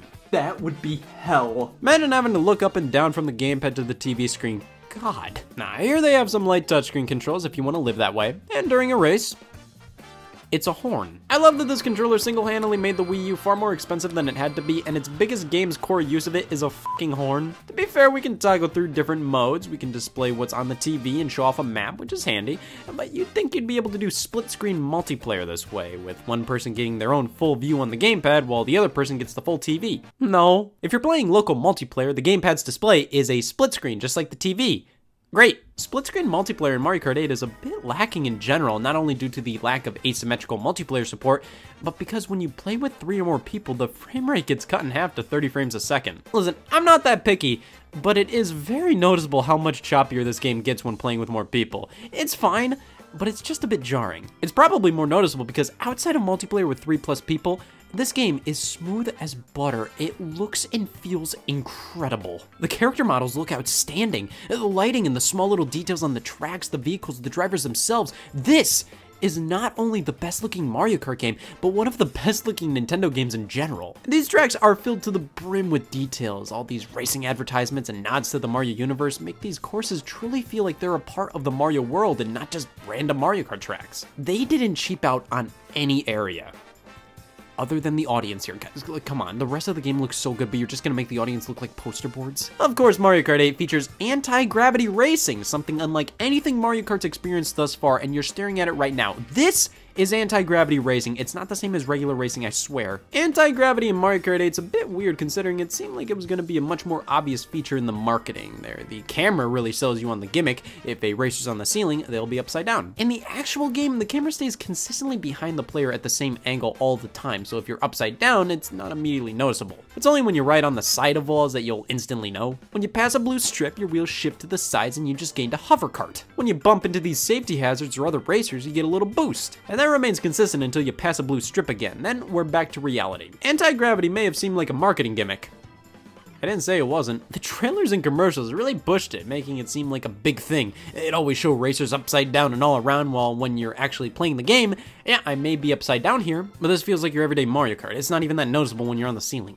But what anti-gravity truly adds is insane track design. Now that the developers don't have to uphold to the laws of physics because we all know that was a Mario Kart constant in the past, these tracks can go absolutely wild. They twist all around and make older courses feel pedestrian by comparison. It's a similar addition to the underwater sections in Mario Kart 7. It doesn't initially feel that different, but when you look at how it affects the track design, it definitely allows for far more creativity. It's truly game-changing and makes these courses not only aesthetically interesting, but allows for the core layout to be as well. Item-wise, we have the mainstays at this point. Basically, everything returns from Mario Kart 7 except for the Super Leaf and Lucky 7. Instead, this time we got the Crazy 8. It's the same as the Lucky 7, but now gets a coin thrown into the mix. I missed the Lucky 7. The Piranha Plant is new and appears in front of you for a short period of time, biting anything nearby you, racers, items, you name it. It automatically chomps, and each time it does, you speed up a bit, but you can jam on the item button if you just want to get it over with. The Boomerang Flower you can throw in front of or behind you 3 times, and the Super Horn blasts everything around it and can destroy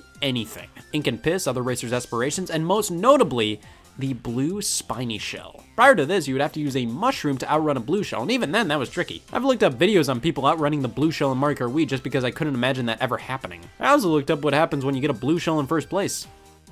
That. This is an item that you always want on you in first place, and it's always a tough decision regarding whether or not to use it on a red shell that's about to hit you, for example, or wait for a blue shell to appear to use it on, because most of the time, if you end up securing a super horn, that means a blue shell is soon to follow. Overall, the new items are all okay. I don't mind the Boomerang or Piranha Plant, but they just don't really leave much of an impression. I don't really feel that empowered when I get them, but the super horn is a very strategic weapon, and I love its inclusion because it ties into one of the biggest problems people had with Mario Kart 8 that I absolutely loved. See, in previous titles, you could hold on to something like a banana peel to defend yourself from the back. While defending yourself, you could grab another item to store in your item slot. Here in Mario Kart 8, you can only hold on to one item at a time. If you're defending yourself with a banana, you can't grab another item in reserve. On top of that, I initially refused to mention that coins can now be an option in the item roulette, which makes them an immediate threat to public health. Yes, there's just not enough coins on the track. When I grab an item box, I'm asking for a coin. Yeah, getting a coin as an item is incredibly annoying, but that adds this interesting strategy to Mario Kart 8. You can use up your item to grab another item, but it may be a coin and leave you defenseless. You have to wager your options every time you use an item. In previous games, when you pass through an item box, you'd get something that you could defend yourself with at the very least. Here, I don't know. I like the element of strategy that the single slot and coin item bring in here. Everybody else fucking hated it. I can see why. Like I said, the new items aren't that cool. They're fine, but couple that with only one item and the coins, and this is one of the more boring Mario Karts item-wise. The balancing is actually pretty good. I mean, there were some times I got a crazy 8 in like 3rd place. I don't remember selling my soul for that. But mostly, this is one of the lesser bullshit Mario Karts. It feels much more fair. There's a very clear strategy to use with the items. But since I recently played Mario Kart Wii, that is so obviously more frustrating with its item balancing, but my god, it was more interesting. Mario Kart 8's items feel too bland, and when I look back at the garbage I put up with in Mario Kart Wii, oddly kind of miss it in comparison. The balancing was so crazy that it made it fun in its own way. I'm not saying 8's balancing is completely boring. Like I said, I like the strategy involved with items now, but Mario Kart Double Dash and Wii felt more like what everybody expects out of Mario Kart, craziness happening at every moment. With 8, I feel way more on autopilot with these items. Hold on to the banana until somebody throws a shell at it. Grab another item box. Pray it's not a coin. Son of a bitch. Grab another item box. Didn't I say I like the item setup in this game? Well, I still do, but I can at least see why a lot of people didn't. But one thing I hope we can all agree on is how amazing literally all the tracks are in this game. I have to hand it to them, they hit it out of the park. Every track is at the very least pretty damn good. They all have their own unique background music now, which weirdly enough is a first for Mario Kart. Every game had a couple of courses that shared music. Here it's all unique and it's all sublime. Even the tracks that are pretty basic have this wonderful flair to them, and then we have the tracks that are incredibly complicated and they're a joy to experience. I just love the selection in this one. Starting out in the Mushroom Cup, Mario Kart Stadium. I love the atmosphere here. It feels like I'm a superstar. Water Park, an oddly generic name for a water park that is very obviously themed after Wario. This is my favorite feature in Mario Kart 8. Drama. Sweet Sweet Canyon is all about donuts and the sort. It's a wild track to describe that makes you look fucking insane if you try to. F***ing donuts everywhere. Thwomp Ruins is cool because there's a section here that utilizes anti-gravity gliding and underwater sections. Who knew Face Rocks owned ruins? Mario Circuit, the Mobius strip the game's name is based off of. I never really think of this track for the figure 8 design. I usually remember it for trauma. Toad Harbor! Well, if Toad's here, that's gotta mean it's good. This is just a very happy feeling track. The sunshine, the cable cars, all the different pathways to race on. This is one of the first tracks I think of when thinking Mario Kart 8. Twisted Mansion, do you really think a haunted house would be scary when flooded? If I'm underwater, the last thing I'm freaking out over is a ghost. I love the rippling floors and the knights attacking you at the end of this one. Then there's Shy Guy Falls. I usually kind of group this one together with Thwomp Ruins in my mind, but they're pretty different tracks. You drive up a waterfall, there's this little nook you can fly into. Completely different. Sunshine Airport. This would not fly in real life, but it does make for a fantastic track. I do wish they had a longer section inside the airport itself, but I can't really complain considering outside is probably way more interesting. Dolphin Shoals is about jumping in and out of water, riding on an eel. Again, this is physically improbable. Electrodrome is the highlight course of the game. It's the most visually and musically appealing. So many colors and lights with the music being synced up to the action, and it's followed up by Mount Wario. One big track, 3 sections. You start from a plane and you travel throughout the ski resort to the end, and the music adapts to what segment of the race you're on. This is it. This is the best cup in Mario Kart history. Oh, I gotta see what follows. Oh my god. Well, Cloud Top Cruise is fantastic. I mean, it has a Mario Galaxy remix as its background music. You could throw up in my face to Mario Galaxy music and I'd say that's a good Mario Kart track. But then we move on to Bone Dry Dunes. This is probably my least favorite track in the game. It's not bad at all, but it's easily one of the least inspired feeling ones. I just don't really like desert areas in games. Out of all the tracks here, this is the one I could care the least about visiting in real life. Like, what is there to do here?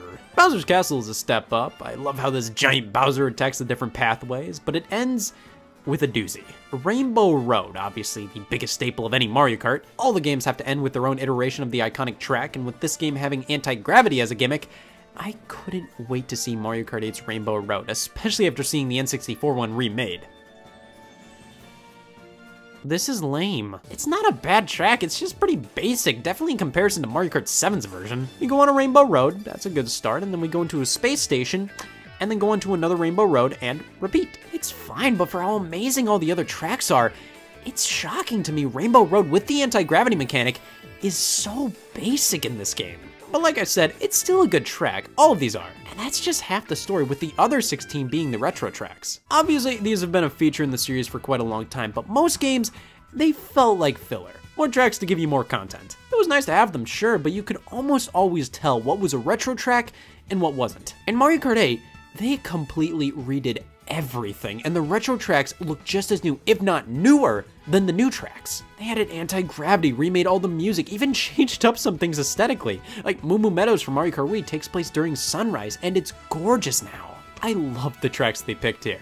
Sure, they had to pick courses they didn't remaster in previous games yet, so some fan favorites didn't make the cut, but by God, we have some great ones. It's so fun to see Moo Moo Meadows, Toad's Turnpike, Royal Raceway, Wario Stadium, Yoshi Valley, Tick-Tock Clock, and of course, N64 Rainbow Road. Though they changed it to be a 3-section track rather than a 3-lap track. Come on, half the fun of the original was that it was overly long and grueling to complete. Online is back and it works great. Instead of giving you the option to select any track in the game to play online with random people, it now gives you a random selection of 3, which I prefer. I found that when you give me 32 tracks to choose from, I'm probably just gonna either pick the same one over and over again, or I'm gonna take too long to pick one. Having 3 makes it way easier to pick and keeps tracks from repeating too often. Online is great in this one, but it's really hard to make friends with people and ask them for their email with these pre-made chats. We can save replays and edit them with Mario Kart TV, post them to YouTube and Miiverse. Not anymore, it was a stupid feature anyways. You'd be able to create 30-second highlight reels of your race, but it wasn't that big of a deal to me. Well, in terms of other modes, stamps. You get stamps in this game for completing time trials and beating Grand Prix with different characters. You were originally able to use these stamps on Miiverse, not anymore, it was a stupid feature anyways. Speaking of Grand Prix, when you finish one, you just get a highlight reel from one of your races, not the traditional awards ceremony cutscene. I mean, it's not a big deal, at least we get these cool trophies. They're such amazing designs, we can even touch them with our thumbs on the gamepad. But the lack of a cutscene, sure, the way it's presented here makes sense in the context of the whole Mario Kart TV thing, but was this game rushed? Obviously no, not my Mario Kart 8. They put so much love and attention in every little detail with this game. This was probably an example of them going, no, we want this to make Mario Kart TV feel more like a sports broadcast thing. Either way, we have one more mode to check out, and that is Battle Mode. What the f is that? Battle Mode has been a staple of the Mario Kart series ever since the very beginning, but it seemingly was getting less and less attention with each entry. And of course, with Mario Kart 8, Nintendo barely mentioned it until damn near 20 seconds after it released. Balloon Battle is all we got here, and wait, Moo Moo Meadows? That's a track. Oh my god. Wait, I'm not supposed to talk about this yet. Let's talk about the updates. So Mario Kart 8 wasn't perfect right out the gate. It wasn't perfect ever. There were a few big issues at launch, like after a race, the option to move on to the next race would be the second option. The first option was viewing a highlight reel. Nintendo. Also, the map wasn't available on the TV screen, you could only view it on the gamepad. Nintendo. Well, they fixed these via a free update in August of 2014 that arrived alongside Mercedes-Benz car parts. God, tell that to a dealership. What made you want a Mercedes? Well, it plays Roy Koopa a lot and the GLA goes with his eyes. It was really weird to have such blatant product placement in a Mario game, but I've only lost a couple nights of sleep because of it. But during the summer of 2014, it was fully announced Mario Kart 8 would be getting paid DLC packs, both crossing over with various Nintendo IPs. You could pre-purchase the DLC packs for $12 in total or $8 separately, and it was an insane deal. 6 new characters, 16 new tracks, car parts, and for buying both, we got multicolored Shy Guys and Yoshi's. Yes! So DLC Pack 1 offers 2 new cups, the Egg Cup and the Triforce Cup, alongside Tanuki Mario and Cat Peach and Link. Guess which one's the most interesting? The tracks offered across these are amazing. Yoshi Circuit from Double Dash is back, Excite Bike Arena is a tribute to Excite Bike and it's so much fun, it's so many ramps and areas to do tricks off of. Dragon Driftway is awesome, and Mute City was the most Nintendo's acknowledged F-Zero in years. Wario's Gold Mine from Wii and SNES Rainbow Road made a comeback. The retro tracks they brought back were a bit more interesting than some of the ones they picked for the base game, like Grumble Volcano. And some of these were already remade in older games, so it's nice to see they were willing to double dip a bit. Ice Ice Outpost is pretty lame, not bad, but not my first pick for anything. And Hyrule Circuit, a wonderful trip through the world of Zelda. DLC Pack 1 was awesome. It came at the perfect time for me, right when I was starting to get a little old to Mario Kart 8 in November, and bam, here are some amazing new tracks and things to spice it up. It also included amiibo support where you can unlock character outfits for your Mii. It's a dream come true. Now, DLC Pack 2 came in April of 2015, and it was a bit lame for me. The tracks didn't wow me in this pack all too much. A Baby Park from Double Dash came back, which was nice. A Cheese Land from GBA. I was happy to see them make an actual course out of these GBA tracks, but it's not really anything that stands out to me. A Wild Woods, it felt like a lesser Maple Treeway from Mario Kart Wii to me. And Animal Crossing, nice name. It's a fun course. The type of season is randomly decided, so it stays pretty fresh. But then there's a Neo Bowser City from Mario Kart 7. This just wasn't interesting enough to warrant bringing back. Ribbon Road from GBA is a pretty cool one, though. It's in a kid's room and has a lot of fun details. Super Bell Subway is okay, and we have another F-Zero track. I'm not complaining, but I can if I want to. Just make a new F-Zero, Nintendo. I'm a Nintendo fan. That's a catchphrase of mine. Of course, Villager and Isabelle from Animal Crossing became playable alongside Dry Bowser. Thank God he's back! So the DLC rounded out Mario Kart 8 quite well. We have more tracks than ever with a better character selection. It's cool to see Nintendo willing to do more crossover content with Mario Kart, but that was far from the biggest story here. They added 200cc to the game alongside DLC Pack 2 as a free update. My god, it was too fast. I remember this was a pain to get a hold of originally. You had to do a lot more braking on corners while drifting, and most of these tracks were never designed for this kind of speed, but it was a cool little free update to a game that was already one of the best Mario Kart experiences, hands down. It's the best looking Mario Kart, the best sounding Mario Kart, the best controlling Mario Kart, with the best tracks in the series, hands down. I'm a bit bummed out by the lack of things to do in the game outside of racing. Like, basically, play the Grand Prix and play online, that's all you can really do. But when it comes down to it, Mario Kart 8 was the definitive Mario Kart experience at the time of its release. But they just had to f up the battle mode. So they didn't put any battle tracks in here, they just used existing ones. Okay, that's already lame, but they couldn't have even been bothered to alter the tracks just a bit to make them more suitable for battle mode. They're terrible, they're so big and designed to loop around. They aren't small closed-in arenas like battle tracks should be. And out of all the tracks to choose, why Toad's Turnpike? Why Yoshi Valley? Why Toad Harbor? And when you die in battle mode, you come back as a ghost and can still hurt the other players. That's not fair. What the hell were they doing with this mode? It's ridiculous. I almost would have preferred if they just didn't bring the mode back, or at the very least, if they just remastered old battle stages and nothing more. That would have been okay. But no, instead, this is the worst mode in any Mario Kart game. And it used to be my favorite Nintendo. What is wrong with you?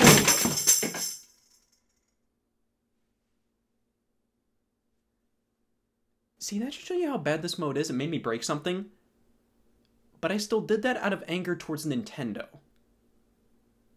What the f am I doing? Hey y'all, Scott here. What'll it be? Mario Kart 8! This is a bar. Wait, what is happening? I already talked Mario Kart 8 before. Wow. See, that's a fun quirk of talking about Mario Kart 8 Deluxe. The Space-Time Continuum thinks you're just talking about Mario Kart 8 again, so it just gives up. If you talk about the same thing twice, the world doesn't know how to handle it. So, we have to convince God that 8 Deluxe isn't just Mario Kart 8 again, and we aren't just repeating history. Oh, and then I should get new shoes. So Mario Kart 8 came out. Want a new game? No. Yeah, Mario Kart 8 did quite well, selling over 8 million units on the Wii U, selling better than games that were almost always bundled in with the console. That's embarrassing. But 8 million isn't a lot in the grand scheme of Mario Kart. I mean, how could you possibly only sell 8 million copies of something? It was all because of the console it was stranded on, the Wii U. I mean, when the system itself sold less than 2 times more, I think it's fair to say this number wasn't Mario Kart 8's fault. I mean, Mario Kart 8 was a phenomenal game. Not perfect by any means. If you read the book, you'd get it. But still, it had the best presentation of any Mario Kart, the best track design, the most tracks out there after DLC was released. They even sped up falling off a course and getting back on it. They were ruthless with making this game good. However, it had downsides. Many people didn't like the character selection. This graph shows exactly how many didn't. The fact you could only hold one item at a time. This graph shows who did like that. And the battle mode, or the lack of a good one. It was somewhat frustrating to see this beautiful package with some little blemishes that were almost all entirely done due to time constraints. If Mario Kart 8 just improved on these things, we might have the greatest Mario Kart, hell, even greatest racing game of all time on our hands. It's a shame the game was updated for the final time in May of 2015. It's a shame they never fixed many of these issues. It's a shame the game was only available to Wii U owners. Isn't it fun to be stupid? Mario Kart 8 Deluxe. Just a guess, an upgraded version of Mario Kart 8 on the Wii U? This was released for the Wii U's successor, the Nintendo Switch, shortly after its launch in March of 2017, and it just kept selling. Most people who go into the store to get milk every week buy another copy of 8 Deluxe alongside it. It sold more than double, triple what Mario Kart 8 sold on Wii U. Guys, I think we have a winner on our hands. Mario Kart 8 but better? That's the best compliment you could give a person. So we gotta check this out. It's gotta be Mario Kart 8. It's Mario Kart 8. So I played quite a bit of Mario Kart 8 on Wii U, but by mid to late 2015, I kind of fell off it. I mean, back when it launched, I played online multiplayer every day for a few months, but no game is meant to last forever, and Mario Kart 8 was no different. But see, 2016 rolls around, right? And it's the worst. It's dreadful. It is the year of not being a Nintendo fan. That whole year was filled with what? No games, and when there were games, bad games. Nintendo didn't have much of note releasing, but we all knew their next console was on the way, codenamed Nintendo NX. Back in 2015, they said, don't worry guys, we'll reveal what the Nintendo NX is in 2016. So not only was getting through 2015 a wait and a half to get information on their next console, but when exactly in 2016 did they decide to reveal it?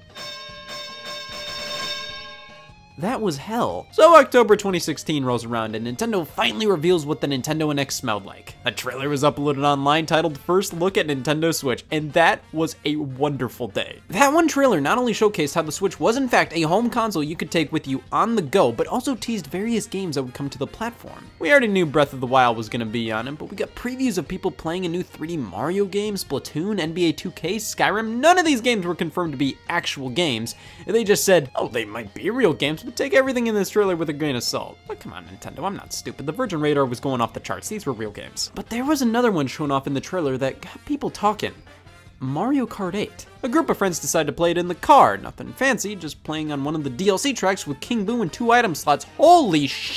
This looked exactly like Mario Kart 8, but with those 2 little differences. Who knew what this was gonna be? Was it a sequel to Mario Kart 8, but it just reused the engine and assets? Was it just a mock-up of what a Mario Kart game could be like on the Switch? Was it just Mario Kart 8 and we were just seeing things? Thankfully, a couple months later in January of 2017, Nintendo held the Nintendo Switch presentation, a press conference detailing the launch year of the platform, when it was releasing, the games that were planned, pricing, all that. Of course, various games were given full trailers, and pretty much all of the games initially shown in the first look piece were fully revealed. But Mario Kart wasn't talked about at all. They showed footage of it randomly when talking about the console itself, and during a sizzle reel, and we saw what looked like a completely revamped battle mode. Tell us more, Nintendo! The event's over. Lucky for the human race, directly after the presentation wrapped up, Nintendo exploded online with information about games coming to the Switch, including a full trailer for a game called Mario Kart 8 Deluxe. Why didn't they talk about this during the presentation? Well, I'm sure they wanted to focus on new experiences coming to the Nintendo Switch, rather than highlight an old Wii U game of theirs coming over. It's smart to do that with a new console, to really show how the Switch will be home to brand new experiences rather than ass old ones. And a couple years later after that presentation, my favorite games on the Switch are the Wright Brothers' First Flight and the Agricultural Revolution. There's nothing but old shit on this thing. The trailer Nintendo released focused on battle mode with an actual battle mode in it. Oh yes! New characters like Bowser Jr., King Boo, and Dry Bones. Oh yes! Splatoon content like the Inklings and a battle stage of their own. Oh yes! The Feather and Boo items were returning? I'm not making a big deal about everything. You know, after they previewed this game initially in 2016, a rumor emerged saying how Mario Kart on Switch was going to be a souped up Mario Kart 8 with an improved battle mode, new characters, and new tracks. Let's see those new tracks. This is the best Mario Kart of all time. After the Switch presentation, gameplay demos started happening. This was where we learned about the Joy-Con wheel, a Wii wheel wannabe for the Switch controllers. You know what? I appreciate the effort, not enough to support it, but enough to ask people if they actually bought Joy-Con wheels. More battle modes were teased, and a bit later we got a full-blown overview trailer showcasing all of the new content and changes made to this version. 8 Deluxe came out on the Nintendo Switch on April 28th, 2017, about 2 months after the system's launch, which was lucrative to its success. A Mario Kart on your system that early on, regardless of it being ass old, that's ass big. And Nintendo knew this. I mean, they went all out. Target got rebranded with a Mario Kart theme. They offered bonus knickknacks with the purchase of Mario Kart 8 Deluxe at Target. They mainly went for the Target crowd on this one. I was so excited for this. The fact that we were getting a Mario Kart this early after a system's launch, that was incredible. I was already still pretty jazzed about the Switch launching, so add a new Mario Kart on top of that, I was thrilled.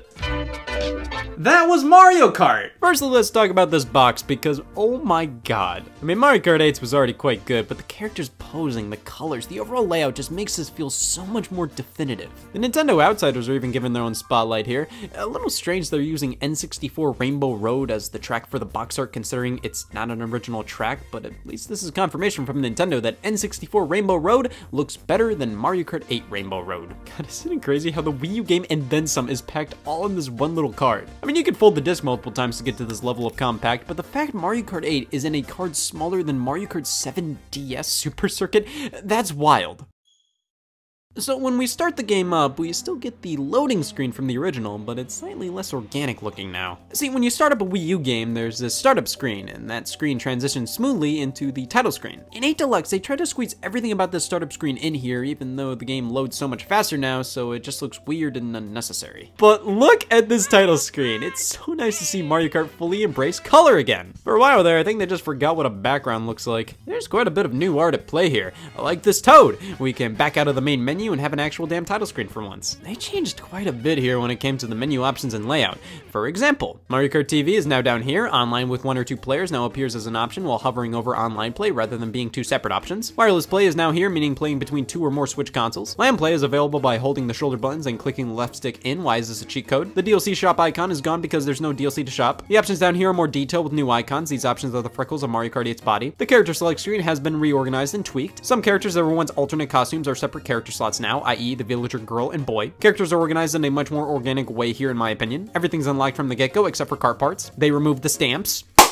So, who's ready for me to fucking lose it? I mean, I get why 8 Deluxe doesn't have these. I mean, their entire purpose was to be used via Miiverse, which doesn't exist on Nintendo Switch. At this very moment, it doesn't exist on Wii U. But you would get stamps after completing things like Grand Prix or time trials. It would have been a nice little extra collectible even if they effectively didn't do anything. At the very least, Nintendo could email me good job after buying a game of theirs. So, on to the characters. We have everybody returning from Mario Kart 8, but now with some slightly altered stats. It's like how I have 2 driver's licenses, you know, sometimes I'm feeling 150, sometimes 480. But of course, some new characters were added. Bowser Jr., King Boo, and Dry Bones.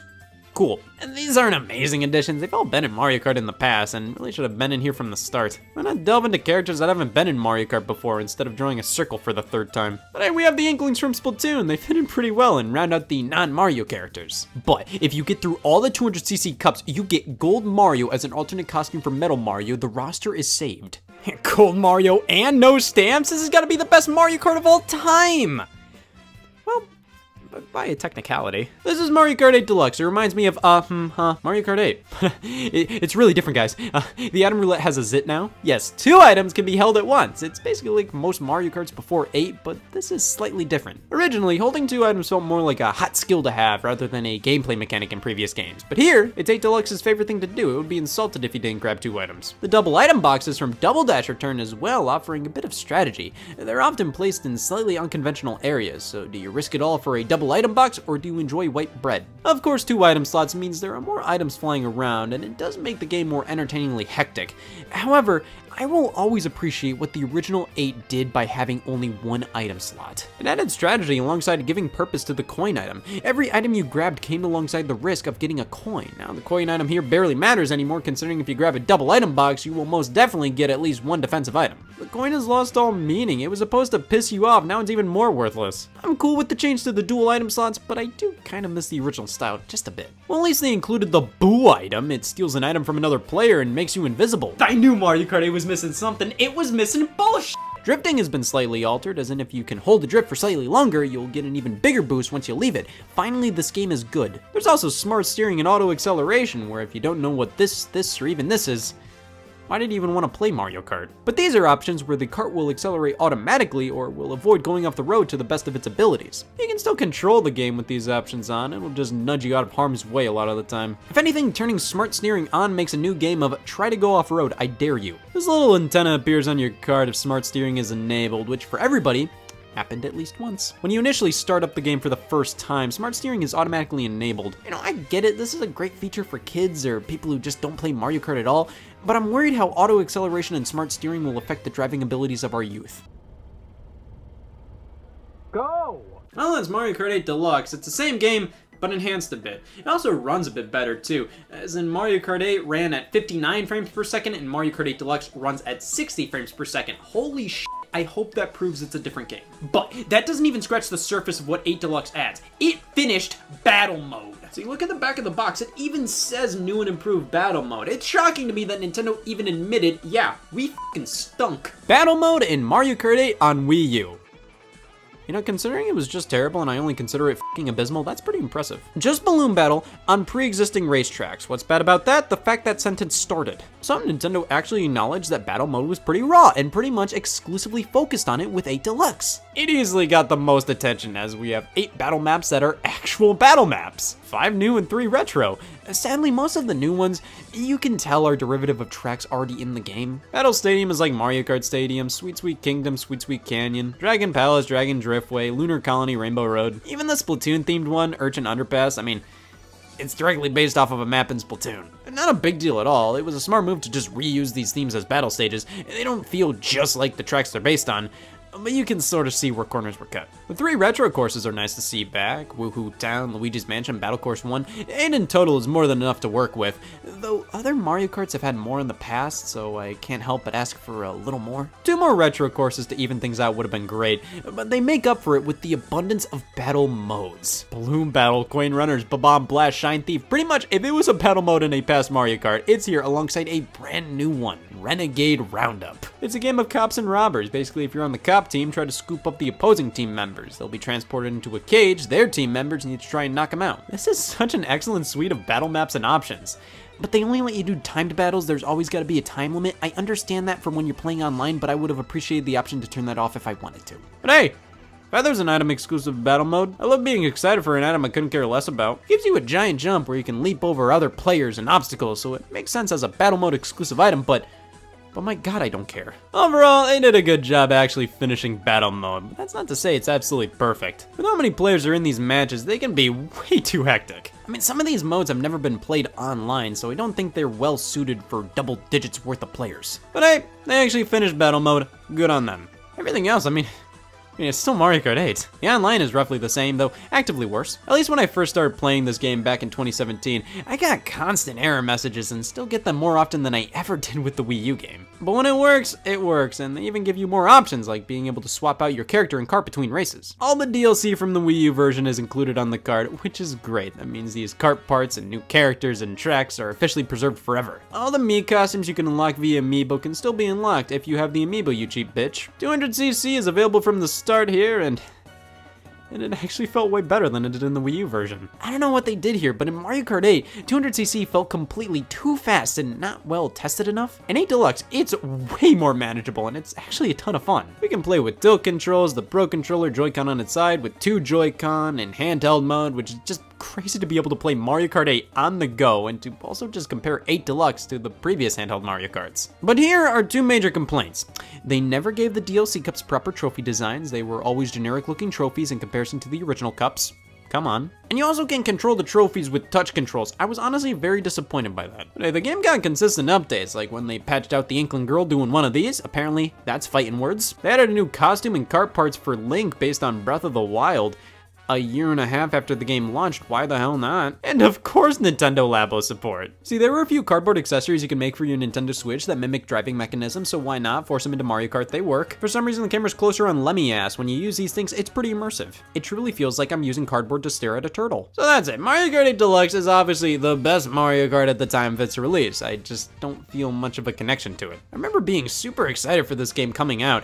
For some reason, I felt this was going to feel like a new Mario Kart experience, and then when I sat down and played it, I realized, wow, this is Mario Kart 8. I'm bummed there were no new racetracks. I'm bummed there was no added single-player stuff or major collectibles. The fact pretty much everything was unlocked from the get-go makes this a super easy Mario Kart to jump into, but not really one I could warrant playing for nearly as much as I did with 8 on Wii U initially. Mario Kart 8 was exciting because it was new. Mario Kart 8 Deluxe was exciting because it's the full package. Of course, no matter what, people kept predicting Mario Kart 8 Deluxe would get DLC every year after its release. Just give up. Alright, so did I do it? Did I prove that Mario Kart 8 Deluxe is different enough to warrant a discussion on its own and it's just not Mario Kart 8 again? I'll take that as a no. Okay, so this is what it looks like when I don't get new shoes and the universe collapses on itself. At least I'll know this for next time.